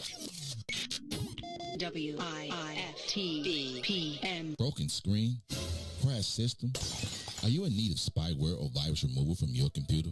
Well, contact RPC Computer Repair in South Shore and let us help you with all your computer repair services and print needs. Need office or print production services, copies, scans, fax, or even notary service? Then stop by and support RPC Computer Repair and Print Shop located 1741 East 71st Street in the 71st Street corridor, newly revitalized South Shore areas, and let RPC be your one-stop shop, where we believe RPC is your PC. RPC Computer Repair is also a UPS access point where you can drop off and pick up your important packages. So let RPC be of service to you.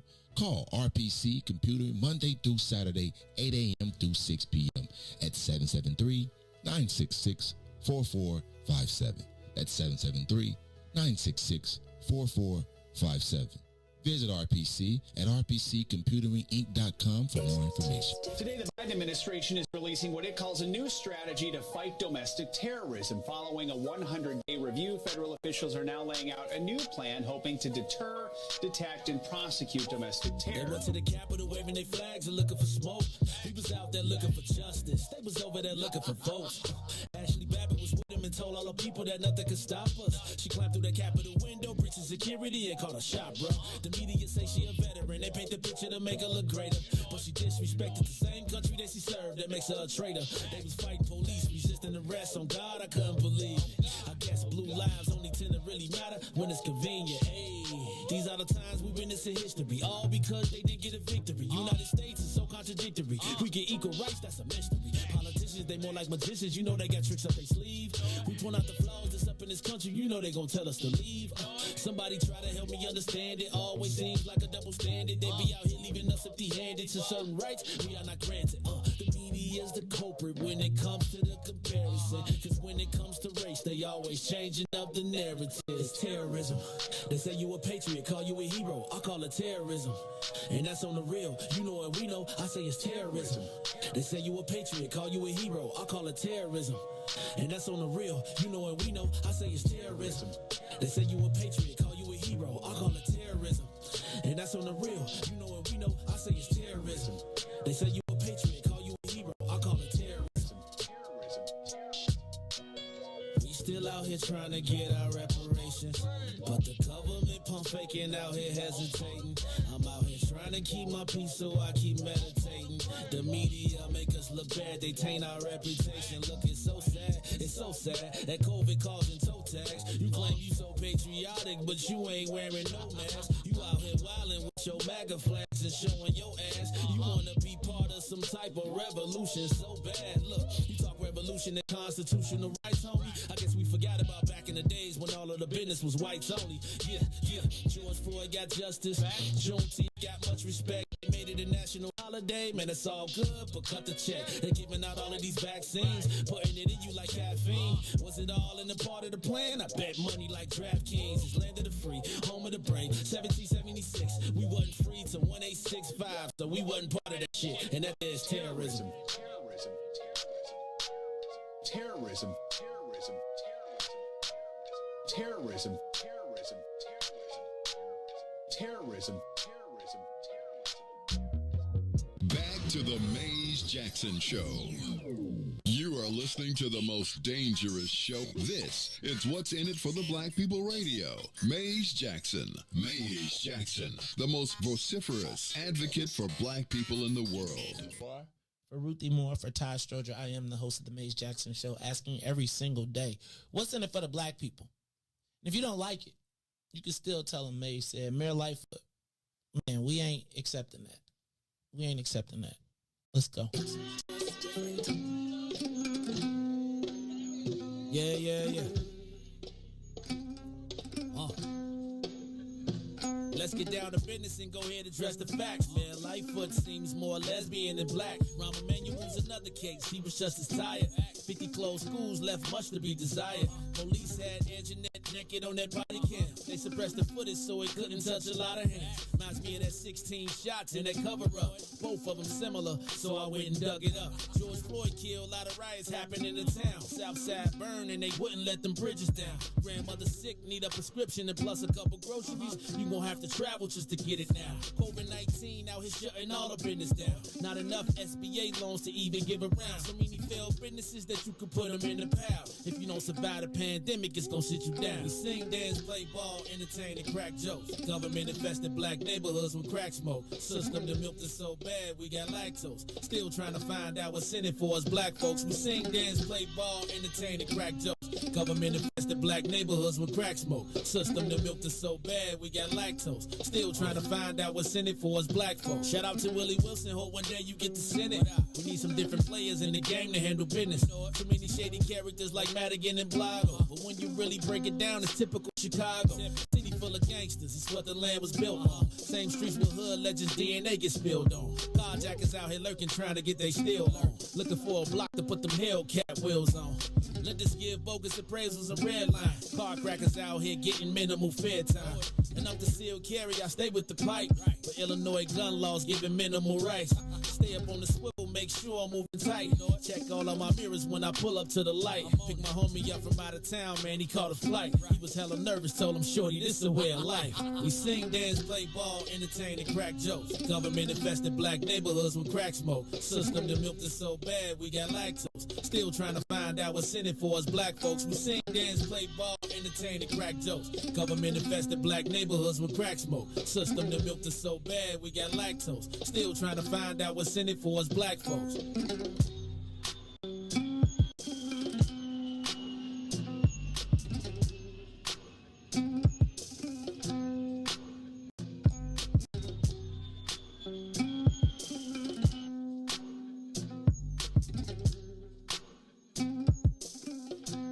the Maze Jackson Show. I'm your host, Maze Jackson. Wake up, Chicago. I'm your host. Got my girl, Ruthie Moore. And shout out to DJ Riis the Ruler. Man, y'all. And we got to stop with the flawed candidate stuff, right? Like, yo. All right. I'll talk about that later. All right, y'all. It's the Maze Jackson Show. I'm your host, Maze Jackson. Got my man, DJ Riis the Ruler, Ruthie Moore. I am talking about literally, and I know I'm probably be in trouble, but I don't know politically what has been the benefit. Somebody tell me, what have we gotten as black folks out when John Stroger was the president of the county board, you knew you could talk to Orlando, right? And Orlando was like the black power broker who was like, "No, white boys, y'all not doing that." Or, "Hold on, we got to get a piece of that." Or, right? When Joe Barrios took over, Latinos started eating. Doing the mail, they started doing all type of stuff. I'll never forget, I showed up at the Democratic Party, and the next thing I knew, I was working with the Roosevelt Group, and we was getting ready to do all the mailers because it was a big old contract. Right? And it was like, man, we'll make this much money just by doing the mail for the party. And they started spreading out the contracts and the love. And they had Latino staffers at the Cook County Democratic Party. Now you a black person and a white guy, you got to go check in with a white guy who tells the black people what they can do. Right? Can you imagine being a black elected official and they send you and like who are the black people in the Preckwinkle administration, like politically? Cook County Democratic Party. Where's the chain of command? Tell me the pipeline. Tell me who are the black people that have come up. She has done more to snuff black candidates. If you ain't came from the Fourth Ward or you ain't came from her, how do you get in? Who's the top black people at the county? No? I'm just saying. Our political infrastructure has been decimated, while the progressives have been put in a position where they can call black people racist. And the black lady participates. Help me understand. Give us a call, 872-259-7474. Caller, you're on the Maze Jackson Show. Hi, good morning. This is Katie. How are you? Hey, Katie from Ashburn. How you doing, my darling? I'm fine. President of the Phone Club, what's going on? As I am continually being educated by you, I can't understand what is her long game, because Periwinkle is not going to be around for a long time. So what, and if she doesn't have any children, I don't think she does. That's going to be able to step up. That she said, well, I'm hanging around because I got a child, or I got a close relative that I want to. So, I mean, what is her long game? Why is she still in the thing anyway? I mean, so she must be being put up by other people so that she could be played. So, this is she's of a certain age. She ain't gonna be around, but for a certain period of time. So why is she still in the game? What is it in of interest to her? I think that I'm trying to understand that. So here's what I would tell you. Thank you, Katie, for your call. I would tell you that she likens herself as a progressive. No, she likens herself as a progressive. She has brought. Tony Preckwinkle was a progressive when she came in compared to the white people you just named. That's how she was able to get in, because she was progressive. Now we have bastardized the word progressive. Well, she is now, but her goal was to turn the government progressive. And progressive, as we can see, has not helped black people. She has always been supported by white people to undermine black people. You think about, she busted up the Tim Evans racket, right? Like, so that there would be the death of the Harold Washington Party while still holding on. I gotta ask you, and so to me, it is to, how she is the John the Baptist of progressive politics. I.e., she has been sent to clear the path so that when the progressive group decides that they want to take over, it is already there. All the infrastructure is there. You don't got nothing in the party infrastructure no way, so you don't know what you're getting no way. So essentially, it's like you are feeding the beast that is going to essentially end your career. Because don't think that those progressives won't be running candidates against you in your awards with the backing of the party. Now, you'll say the party can endorse in the county, in the aldermanic races, but don't be surprised if all the people that's sitting in the meetings are the people that's looking up against you. And do you think she's going to stand up for you against? She didn't stand up for Pat Dow. No offense, but Toni Preckwinkle has age on her side. So she ain't got to worry about the next 30, 40, 50 years. That's the point. She has age on her side and against us. And I got, like, that's my thing. My question becomes, because I don't want to offend the seniors, but it's like, when do we say, okay, like, seniors, have y'all gotten enough? Like, what do y'all kids, what future do we have in Cook County that you think is being built that we have left?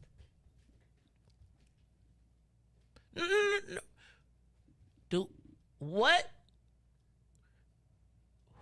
When she made all of the black people pledge allegiance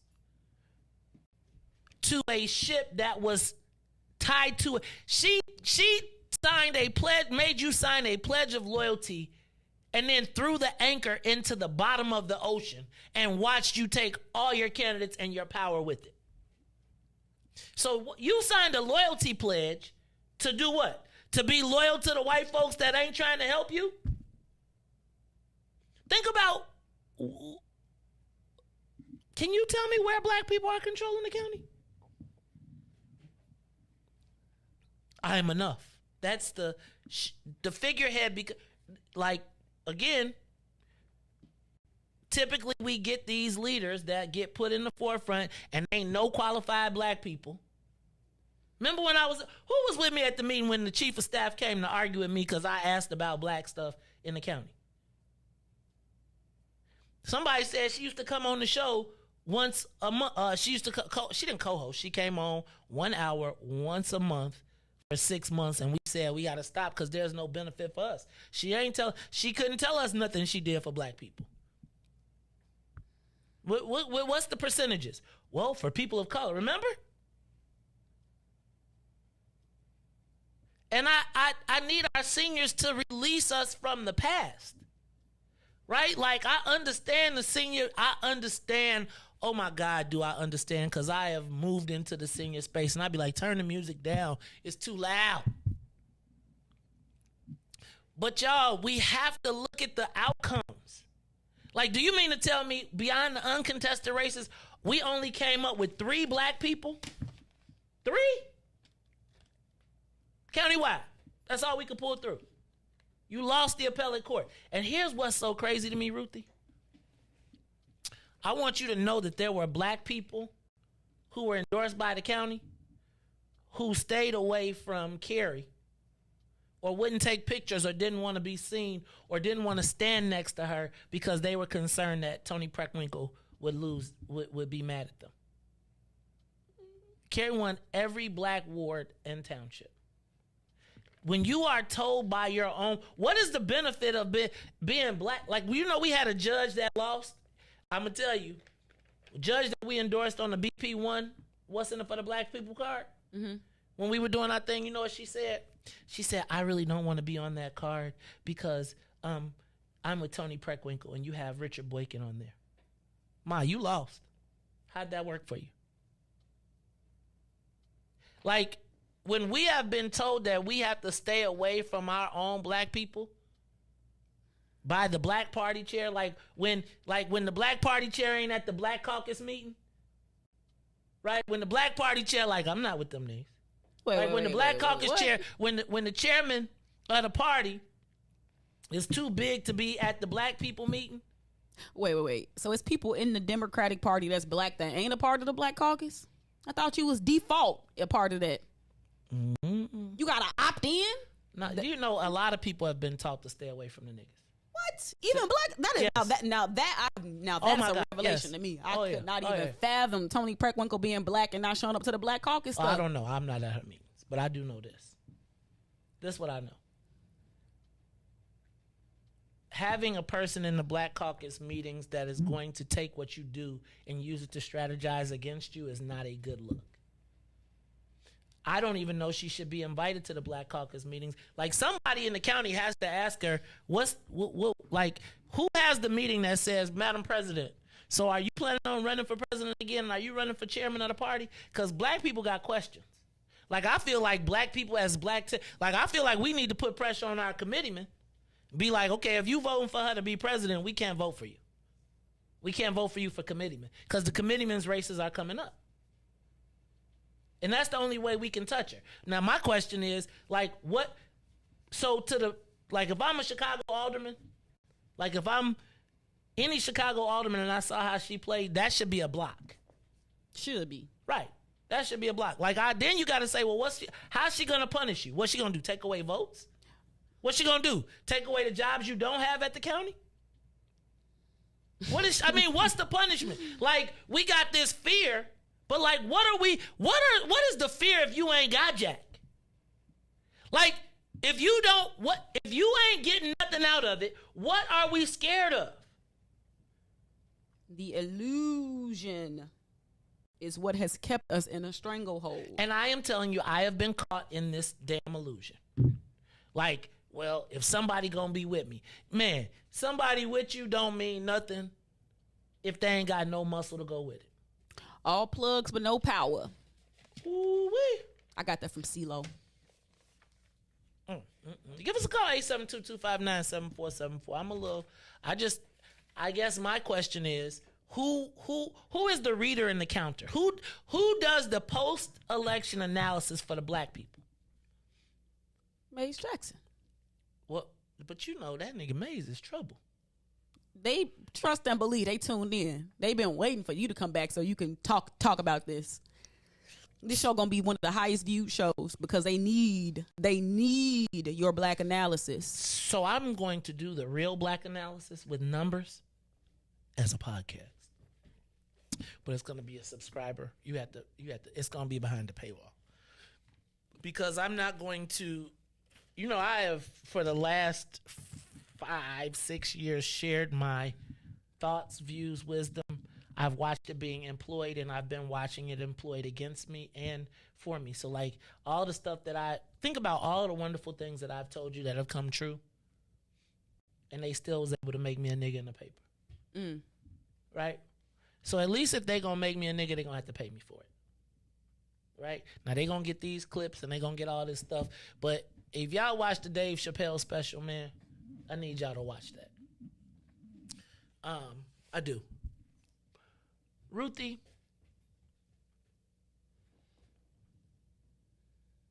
for the last probably 8 years, I have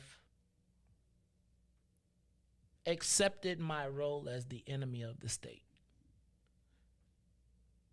But I really think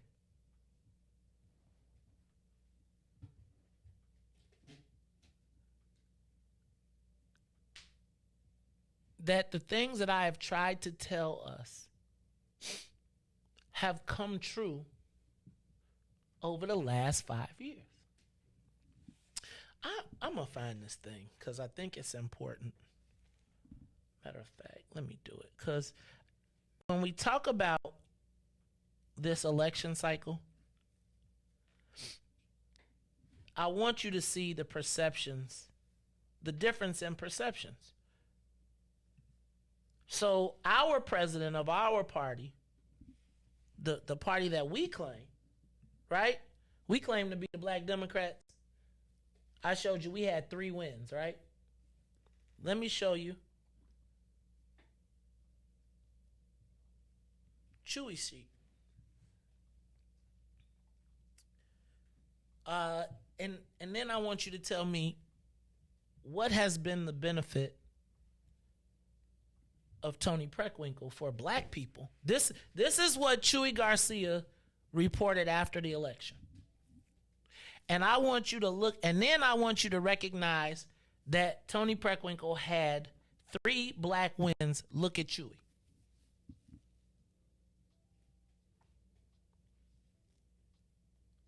If you are a black Democrat Is it, if you are a black in politics and a Democrat, do you pick Toni Preckwinkle or do you pick Chewy? She got 4. Look at his page. Is Chewy progressive? Yep. And he's partners with David Orr. They literally, y'all, have taken the party with our assistance. While our black person has been asleep at the switch, this is what their outcomes were. And they claiming Jonathan Jackson. I peeped that.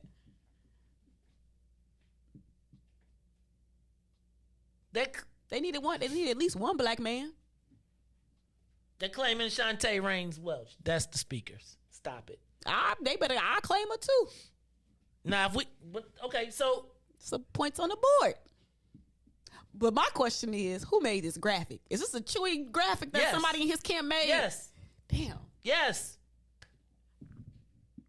Now, I want you to see, and on you, that's they wins. Hold on. Let's do it like this though, because I'm gonna do you a solid. Let's count. Delia Ramirez, Celine Villanueva, Norma Hernandez, Omar Aquino, Lillian Jimenez, Anthony Quezada, Kevin Otakal. I'm going to let the Saeed sit.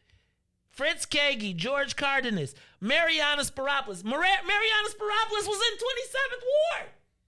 She not truly progressive? Yamika Brown. Patricia Flynn, Izai Campos, Vivian Martinez, Ivis Chavera, Araceli De La Cruz, Ruth Gudino, Diana Lopez. That was they wins. Let me tell you yours. Tracy Porter, Marie Van Tyne, Yamika Brown. Is this your leader? Ruthie. Like, this is why reading and counting make a difference. And I'm going to give you this. I'm going to say perception is reality. And so, can I ask a question? Who black can do this? Who black can stand up and say that I stood by my black candidates? Could you imagine, like, if a black person did this, we would accept this. A black person would be scared to do this. A black person would be scared to do this. Why? Because they would become a target? Yes. And they would be perceived as too black. That's why I said, did Chewy create that himself? Yes. But imagine that flag running around. They like, this us. Why would you? Do you want to be a black Democrat? You want to be a Chewy Democrat? You want to be a Cook County Democrat? You want to be with Chewy? And guess what? Tony want to be with Chewy. What you mean Tony want to be with Chewy? If you knew that this is what you was going to face, and you only got 4 wins, you ain't fighting that. Look, I got 3 more years till I get my pension. You can have it all. Take all of their future. And I'm going to give you a congressman to go with.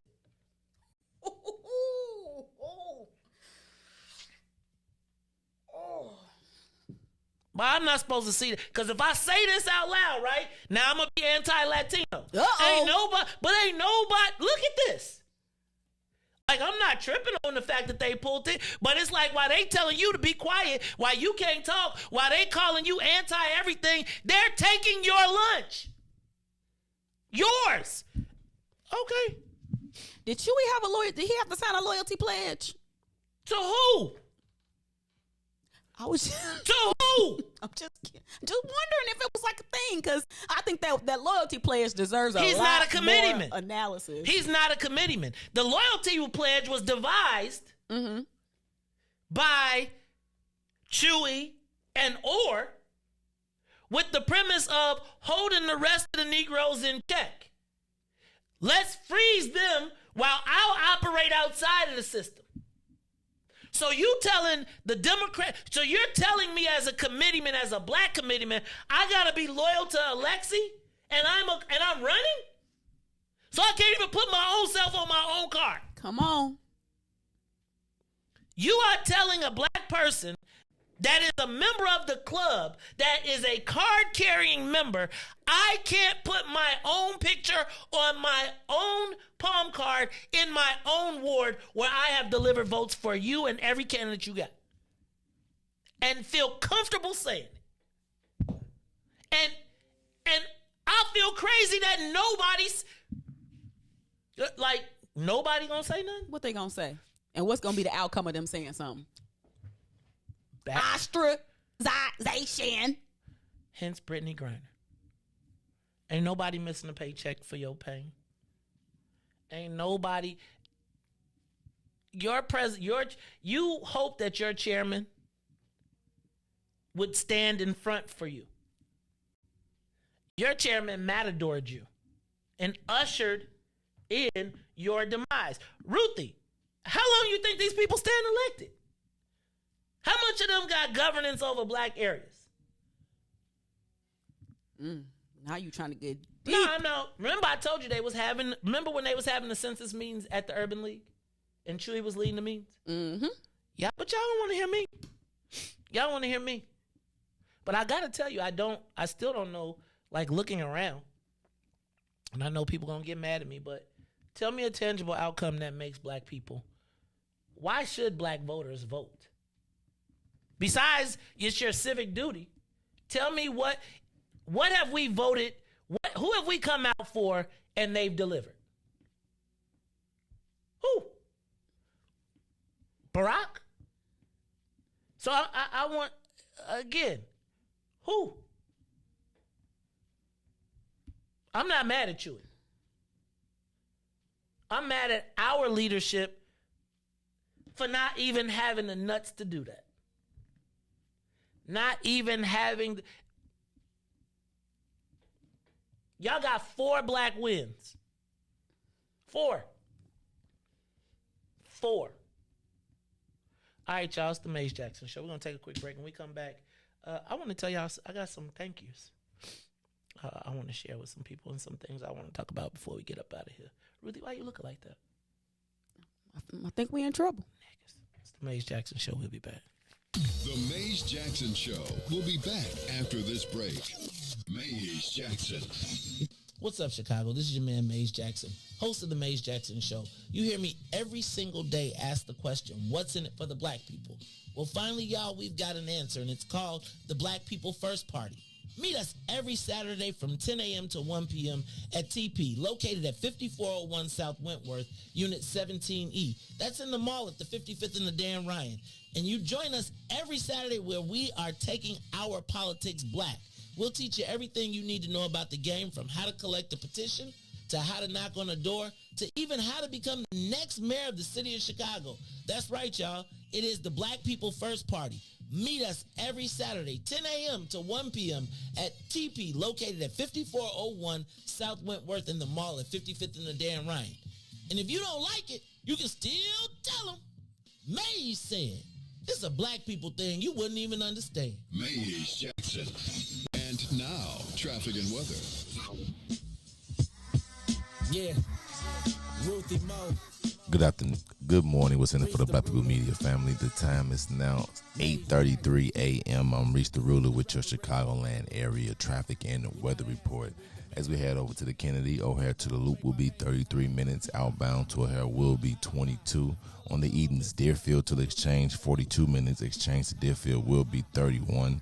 Eisenhower, 39 minutes to the Loop, 31 minutes outbound. On the Stevenson from I-355 to the Dan Ryan will be 44 minutes. Outbound will be 33. The Bishop Ford, I-80 to the Dan Ryan, 34 minutes, 27 minutes to I-80. The Dan Ryan, 17 minutes to the Loop, 13 minutes to 95th. On DuSable Drive South, 55th to Jackson is now 12 minutes, but Jackson to 55th is still 7. Up north is 8 minutes in both directions. That's Randolph to Bryn Mawr and Bryn Mawr to Randolph. Today's weather is currently 75 and partly cloudy. Today will be a high of 88 and a low of 72. I'm Riis the Ruler. It's the Maze Jackson Show. Up and created whole laws. So send a message like a cold call. Tell them to cut the check. Look, we built this city. We built this city. Put this country together and gave them hella aid. Lot of blood, sweat, and tears. Over 400 years. Been punching the clock, but yeah, we still ain't got paid. Look, they paying the immigrants. They pay the Jews. Executive orders, man, they made the rules. I want my 40 acres, you can save the mule. Cause as of right now, we getting played for the fool. Look, for sterilization, Tuskegee experiment. Rosewood, Japanese internment. Come on. Was all paid out from the government. We waiting on our turn. We definitely earned it. So make my payment high, high, high, high, high, high, high, high. Tell the government to cut them reparations. Make them high, high, high, high, high, high, high, high. Not no SBA loans. Just run the bread. Make it high, high, high, high, high, high, high, high. Tell the government to cut them reparations. Make them high, high, high, high, high, high, high, high. Not no stimulus checks. Just run the bread. Make it high.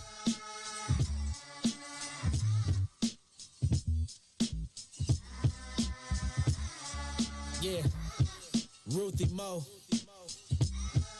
Riis the Ruler, Maze Jackson. This is the reparations interlude. We not asking, we demanding.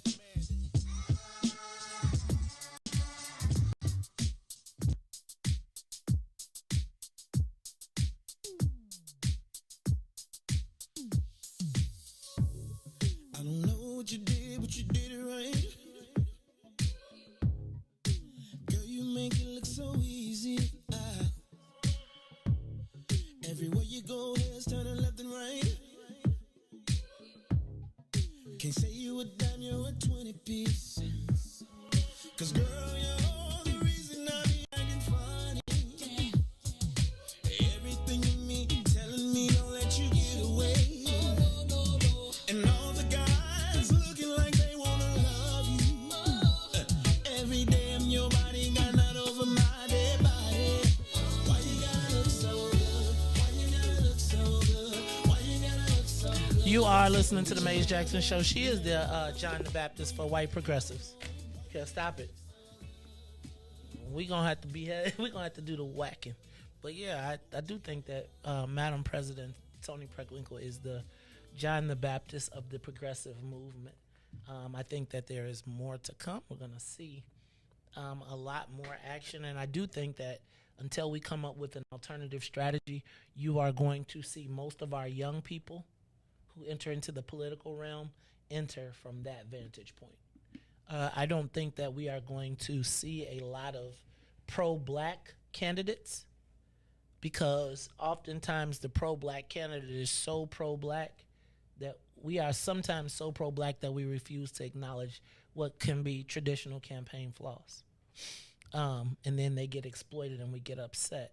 And in the meantime, you'll see people, and I do think Junior Lee, even though he is an antagonist, and Junior, I'm letting you know that in about a week or so, I'm ending all anonymous pages and stuff because I'm tired of trolls. I'm not calling you a troll, but I am going to be ending that because I just think that, I think it's too many people that get to hide and say stuff and just not be accountable for what they say. And I think after this election, I don't got a lot of time for it. So I appreciate you, brother. I know you've been with us for a long time, but you ain't have to do something different.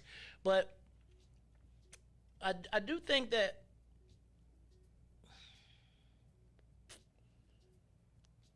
we've got to really start to take a look. See, I feel like what's happening now is that if I'm a young politician and I'm looking at this and I want to get into the game, you know what I do, Ruthie? I say, you can't win with the niggas. You can't. Like, what she is doing is driving people to a space that drives them away from us. Because think about, if you want to get a job, you have to be like, it's all people. It's not. You best not. Right? Junior, I don't need you to tell me what my best bet is. You know what I'm saying? My best bet is you get a profile and you put it up there and don't hide behind that and step up and get involved in the conversation. If not, is that, I appreciate it. I do think you have some constructive criticism. A little distracting sometimes, too. I know you enjoy it. But we're going to fix that up in a little bit because I just don't think that everybody should just have the ability to just throw rocks without being able to take it back. You did. So, and that's just a choice I'm making on my platform. I also am, I wanted to take a minute to reflect on the past 9 months. And Ruthie, I have spent a lot of time talking about black people not being on code. Mm-hmm. But I got to stop for a minute. And I got to say, I want to send my most heartfelt thank you to the black community for not bringing rope to the lynching.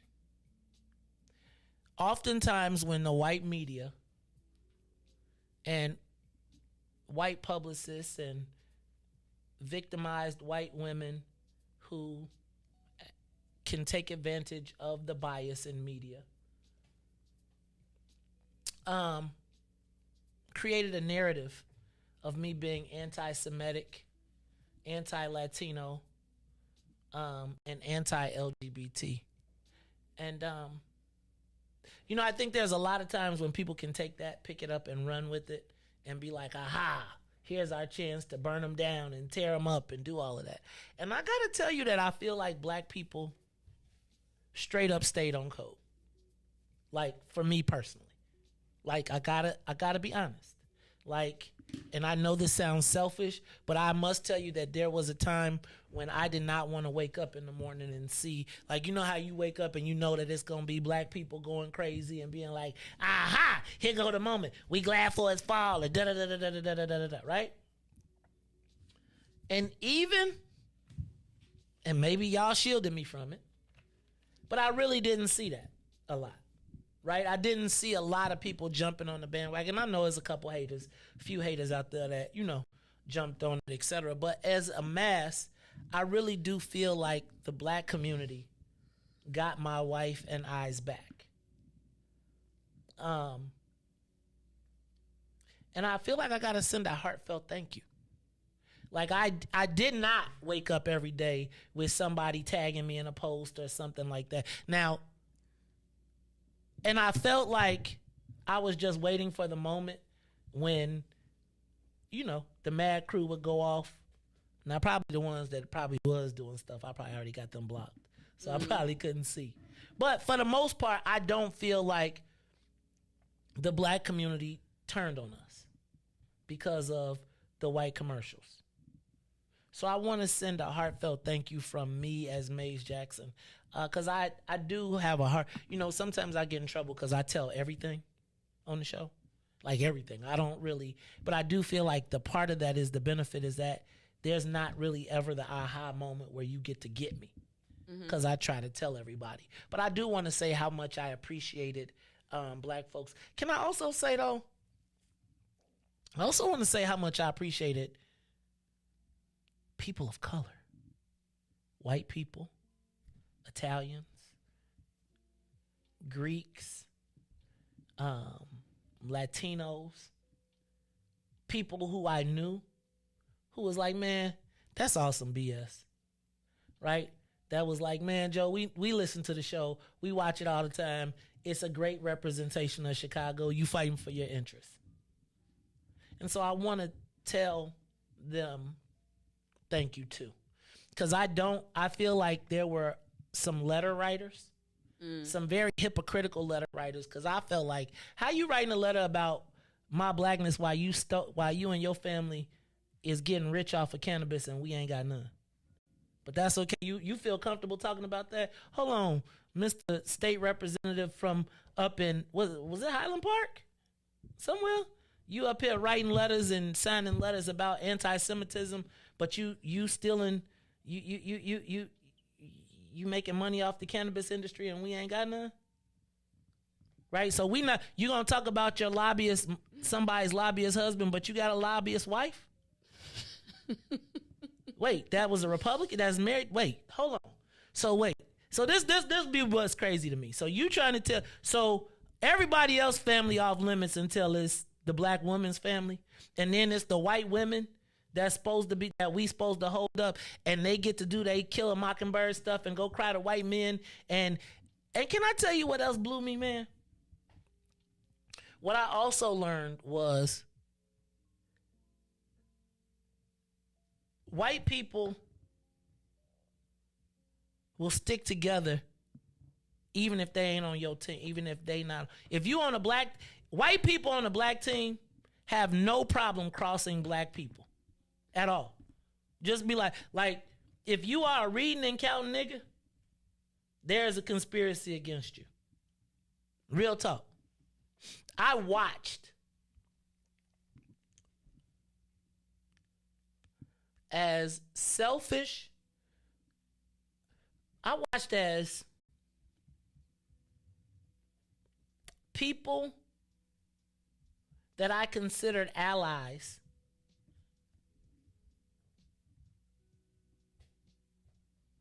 converted. They proved me right. Remember I told you there comes a time when everybody white got to pick between black and white? Mm-hmm. And inevitably, black people will be trying to figure out a way to rationalize it, but the white people going to pick white without a second thought, even if they don't like each other. I watched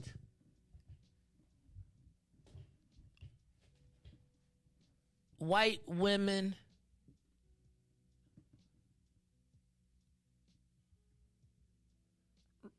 I relived To Kill a Mockingbird at least 3 times during this campaign.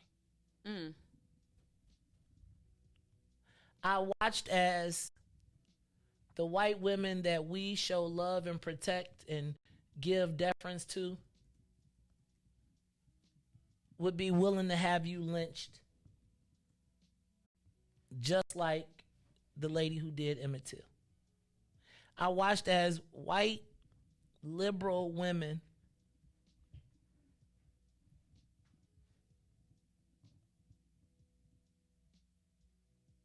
who take advantage of black women voting, who want to put us at the forefront. I watched y'all as y'all was Juneteenthing it with these white folks that was calling us anti-Semitic, but y'all didn't see it. Y'all like black folks. I see you, right? I seen you. Like that's your sister. She your sister in the legislature, but did she did your sister for real? And ain't no check. It's like y'all just gonna start all over again. It's all gonna be like. And can I tell you, I'm coming to Springfield again. Because now we got to address so I'm coming to visit. If you sign the letter, I'm coming to see you. Right? If you want to write letters and send them tweet them, I'm coming to see you. Right? I'm not coming with no big old group. Just coming with a small group. But we're coming to see. If you signed the letter, I'm coming to see you. If you orchestrated the letter. If you participated, if I saw your name on Slack, if you was liking, commenting, I'm coming to see you. See, I think one of the things that happens is white folks get comfortable being anonymous. Right? They feel like they can come into our conversations and say and interject and then run out and go have private conversations that we're not privy to. When you watch, see,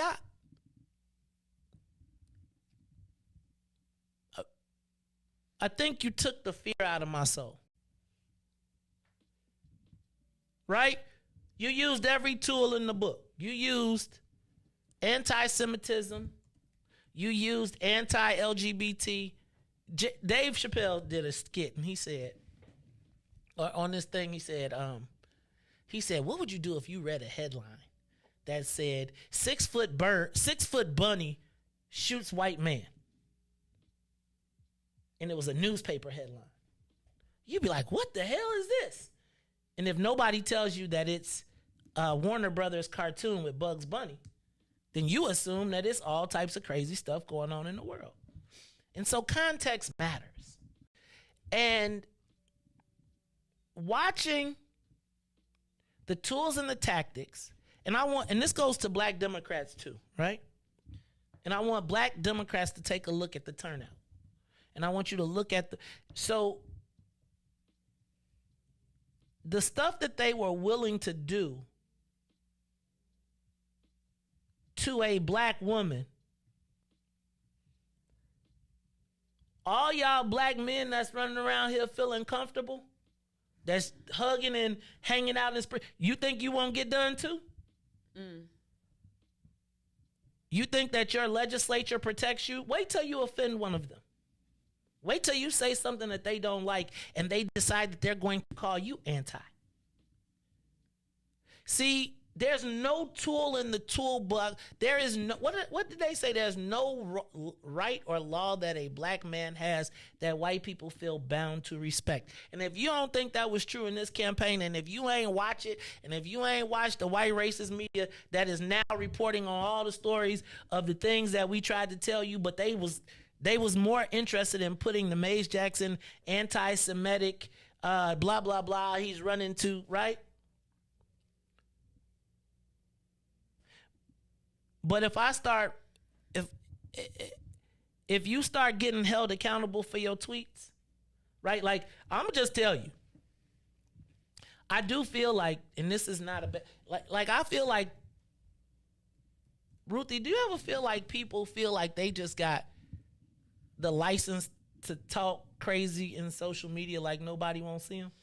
Like, especially these white guys, like these media people, right? Like, wait, you talking smack?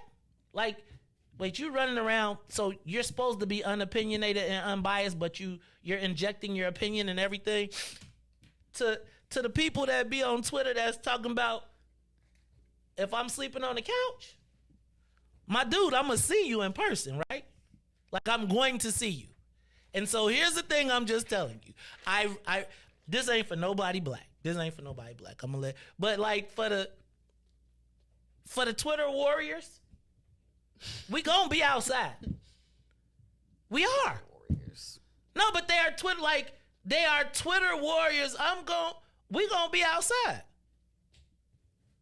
But they say every dog has his day. Right. Like, I be feeling like, dog, I sure hope you like 800 pounds and could bench 750. Cause you talking like King Kong out there. But what your daddy do?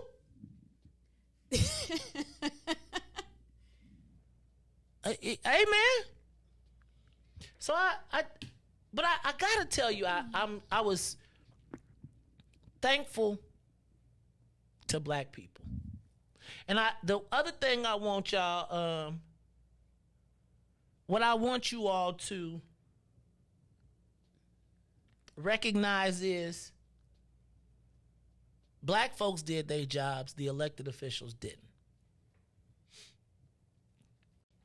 Black folks, no matter what they threw out there, no matter what they said, black folks voted how they were supposed to vote. Now, not enough of them voted. But I would ask you, what does a black person in Cook County, what are they voting for? And I'm not telling you not to vote, but I gotta ask you, if you talk about voting for tangible outcomes, tell me what a black, if after Harold Washington, can you point to what is the biggest black political accomplishment? If you say Barack Obama, I'm going to tell you that's part of why we at where we at right now, because ain't nobody seen no outcomes, no way that black people have done better. Not in a mass. Unemployment is 3.6% nationally. What is it in Cook County for black men? So, I would just tell you like this. I needed a moment to take a break. But I do want to point out the Brittney Griner story because I feel like that was the theme of all of this.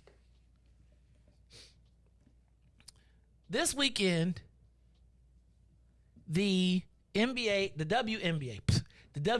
All-Star Game was in Chicago. And in my Facebook rantings over the weekend, I suggested perhaps the WNBA players should sit out the All-Star Game to bring awareness to Brittney Griner. As you can imagine, beyond the misogynistic comments of the men who said there was an All-Star Game, where they play at? What's the WNBA? Besides all of that, the dominant answer was, no, she on her own. And then I was, and I get that from the people, right? Like, I get that from an average fan or whoever. But, like, I was thinking about her comrades. Like, her women in the WNBA. Like, how much of a sacrifice? Because remember they were saying all the stuff about if it was LeBron James, he'd be home right now. If it was LeBron James, like I said, first of all, if it was LeBron James, he'd have flew private. Secondly, if it was LeBron James, worst case, he was going to have somebody else carrying it because he could afford it. But out of all the comments, nobody said that, yes. Yes, what? That they should boycott or sit it out to raise awareness.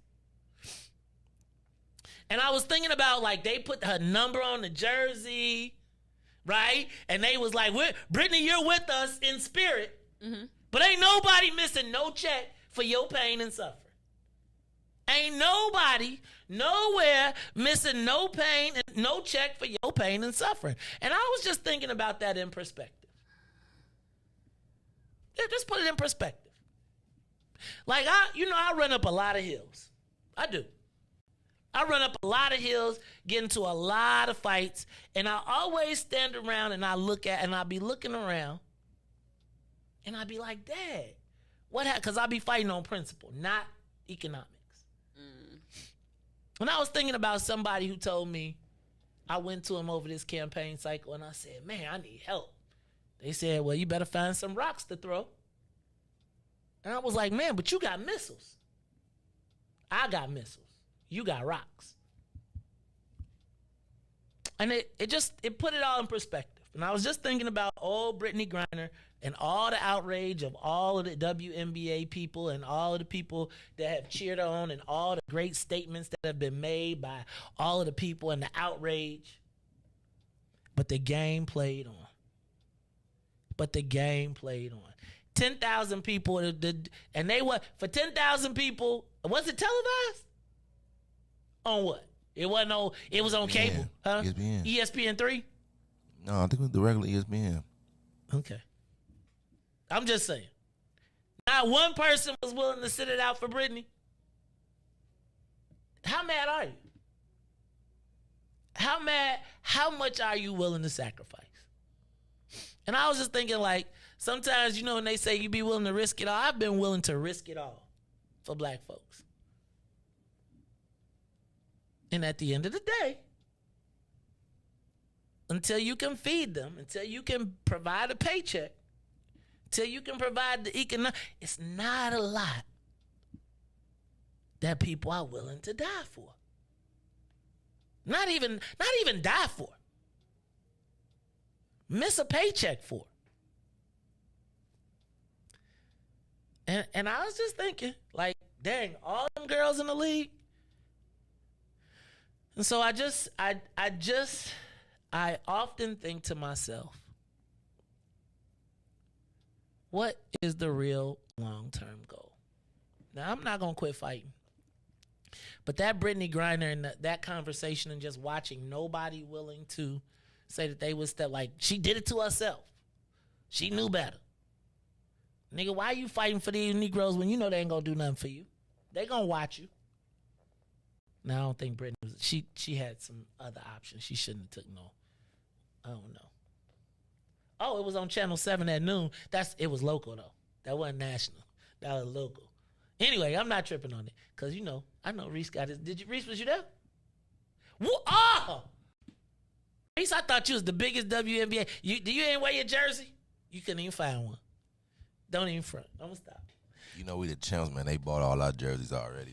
All 16 of them. Hard to find. 16, They had I saw something. They was $100 though. 16,000. Hey, man, you went $100. You paid $300 for a Bulls. Anyway, Ruthie, I just don't know, man. I feel like it's really crazy. That we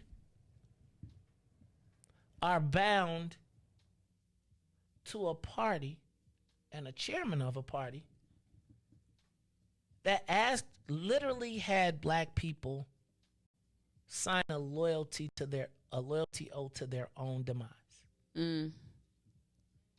Shout out to the people that did not sign it, because everybody ain't signed it. I was just thinking, like,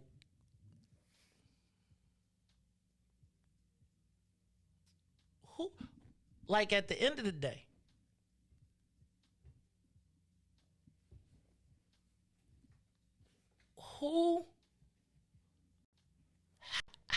what is the point of us electing people that work against us? Like, I don't know what the value for the black community is in having, man, I'm not going to trip on the county board president, but politics is something different. Politics is war without blood. And if our warrior queen has already bent the knee and already given up our kingdom to our opposition, should we still be following her? Like, black committeemen, you got to start asking yourselves the question. Like, does any black committeeman do better with Fritz Kagi? Do they? So then, whose interest was she working for? You mean to tell me that you participate in the party, you come to all the meetings, and you don't get first consideration in your own organization? You mean to tell me 2 committeemen got skipped over for a white guy, and it's a black woman in charge? I think the question is misplaced. The focus needs to be back on what is happening within this group, that I could be a dues paying, paid up member and I don't get the proper privileges. Also, y'all, we got to have our own vote by mail program. I just want to send a shout out to all of the black women who will be forced to stand up and act like it's all good. How many black women did Tony Preckwinkle snuff in this campaign? But also, how many eating off of? Not the ones that, right, but they eating off of, they're eating. That's what we're starving. Okay, the operative word is gatekeepers. Until we start to use the word gatekeepers and address the very people that are gatekeeping us, we're going to be left in this same position. Because like you said, how is it that this distinct group of people can do X, Y, and Z? Those people are gatekeepers. They decide if you in or if you out. They decide if you eating. Is it a crumb? What is it? How do we keep our own? I want to put up our own damn gate. Well, first it's acknowledging who the gatekeepers are. We got to call it out. Okay. Who are the people who are the plugs with no power? Oh, the plugs with no. Got to start at the top. All right, y'all. Look like that's what we got for today. I'm sorry. I went on a tirade. I still got more to get to, though. Riis, you good? What else you got? You got anything back there you want to say, man? Riis like, no problems. Ruthie Mo, you got anything you want to say? You want to tell the people? I mean, I just would like black people. I do think there's been a benefit to being black. We just have to make sure that our organizations and our operations are structured in a way that we can benefit. And that's why I say burn it down, because we got these systems that purport to work in our favor, but we see that the outcomes ain't where they need to be. So burn it down don't mean physically take a match and light somebody's stuff on fire. It means that we have to retrain our brains to not be bamboozled by these fake systems that are in place to keep us subservient. It's all an illusion. Got it. It's like the American dream. I'm not going to do a show on asking people why they didn't vote. I know why they didn't vote. What you get out of it? What do you get? Give me a tangible outcome. That sticker that says I voted. What do you mean? I voted. Right. There it is. There it is. I got some stickers too. But until, like, you know, it's funny because the party will look around and say, well, why didn't anybody turn out? Because the gift ain't good enough. The job, but that, like, to me, they complaining about their job. Your job as the committeeman is to turn out the vote. Like, and if you ain't, okay, I'm gonna leave that be. Because I do think committeeman races need to be a target this go around. This is honestly the first time I've heard this much attention being paid to committeemen and committee races. Well, I think the reality is the committeeman spot is crucial to slating, really, like to getting the candidates slated. So going forward, I would anticipate that you'll see, if this current body stays in place, then we'll see all progressive candidates. So we won't see, what we'll see is the candidates that coming out of the black community that are more diverse, that come from different acronyms and stuff. People of color. Yes. That's a path. That's a path. I call it the Obama path. The people of color path is the way, the best is right now, the only way to success. If you're in politics and you're trying to climb the ladder, being pro-black is not the answer for you. You can be pro-black. Not too pro-black. But just not too pro-black. Because they need a black face always. And you can be black, but you can't be too black. TOO. I don't think that non-voters could tell you what would be the difference if they didn't vote, because you can't see it. It's the Maze Jackson Show. Most people I know be wanting they voted so they can use that voter ID as an ID. Man, you got your voter ID. That count as two pieces. All right, y'all. It's the Maze Jackson Show. I'm your host, Maze Jackson. Got my man, DJ Riis and my girl, Ruthie Moore. Back first show since the election. But we got a lot to talk about. We'll do it some more tomorrow when we come back. It's the Maze Jackson Show. For Maze, Riis, and Ruthie, every single day we ask the question, what's in it for the black people? And if you don't like it, you can still tell them. Maze said, we out of here. Peace. Let's get down to business and go ahead and address the facts, man. Lightfoot seems more lesbian than black. Rahm Emanuel's another case, he was just as tired. 50 closed schools left much to be desired. Police had Anjanette naked on that body cam. They suppressed the footage so it couldn't touch a lot of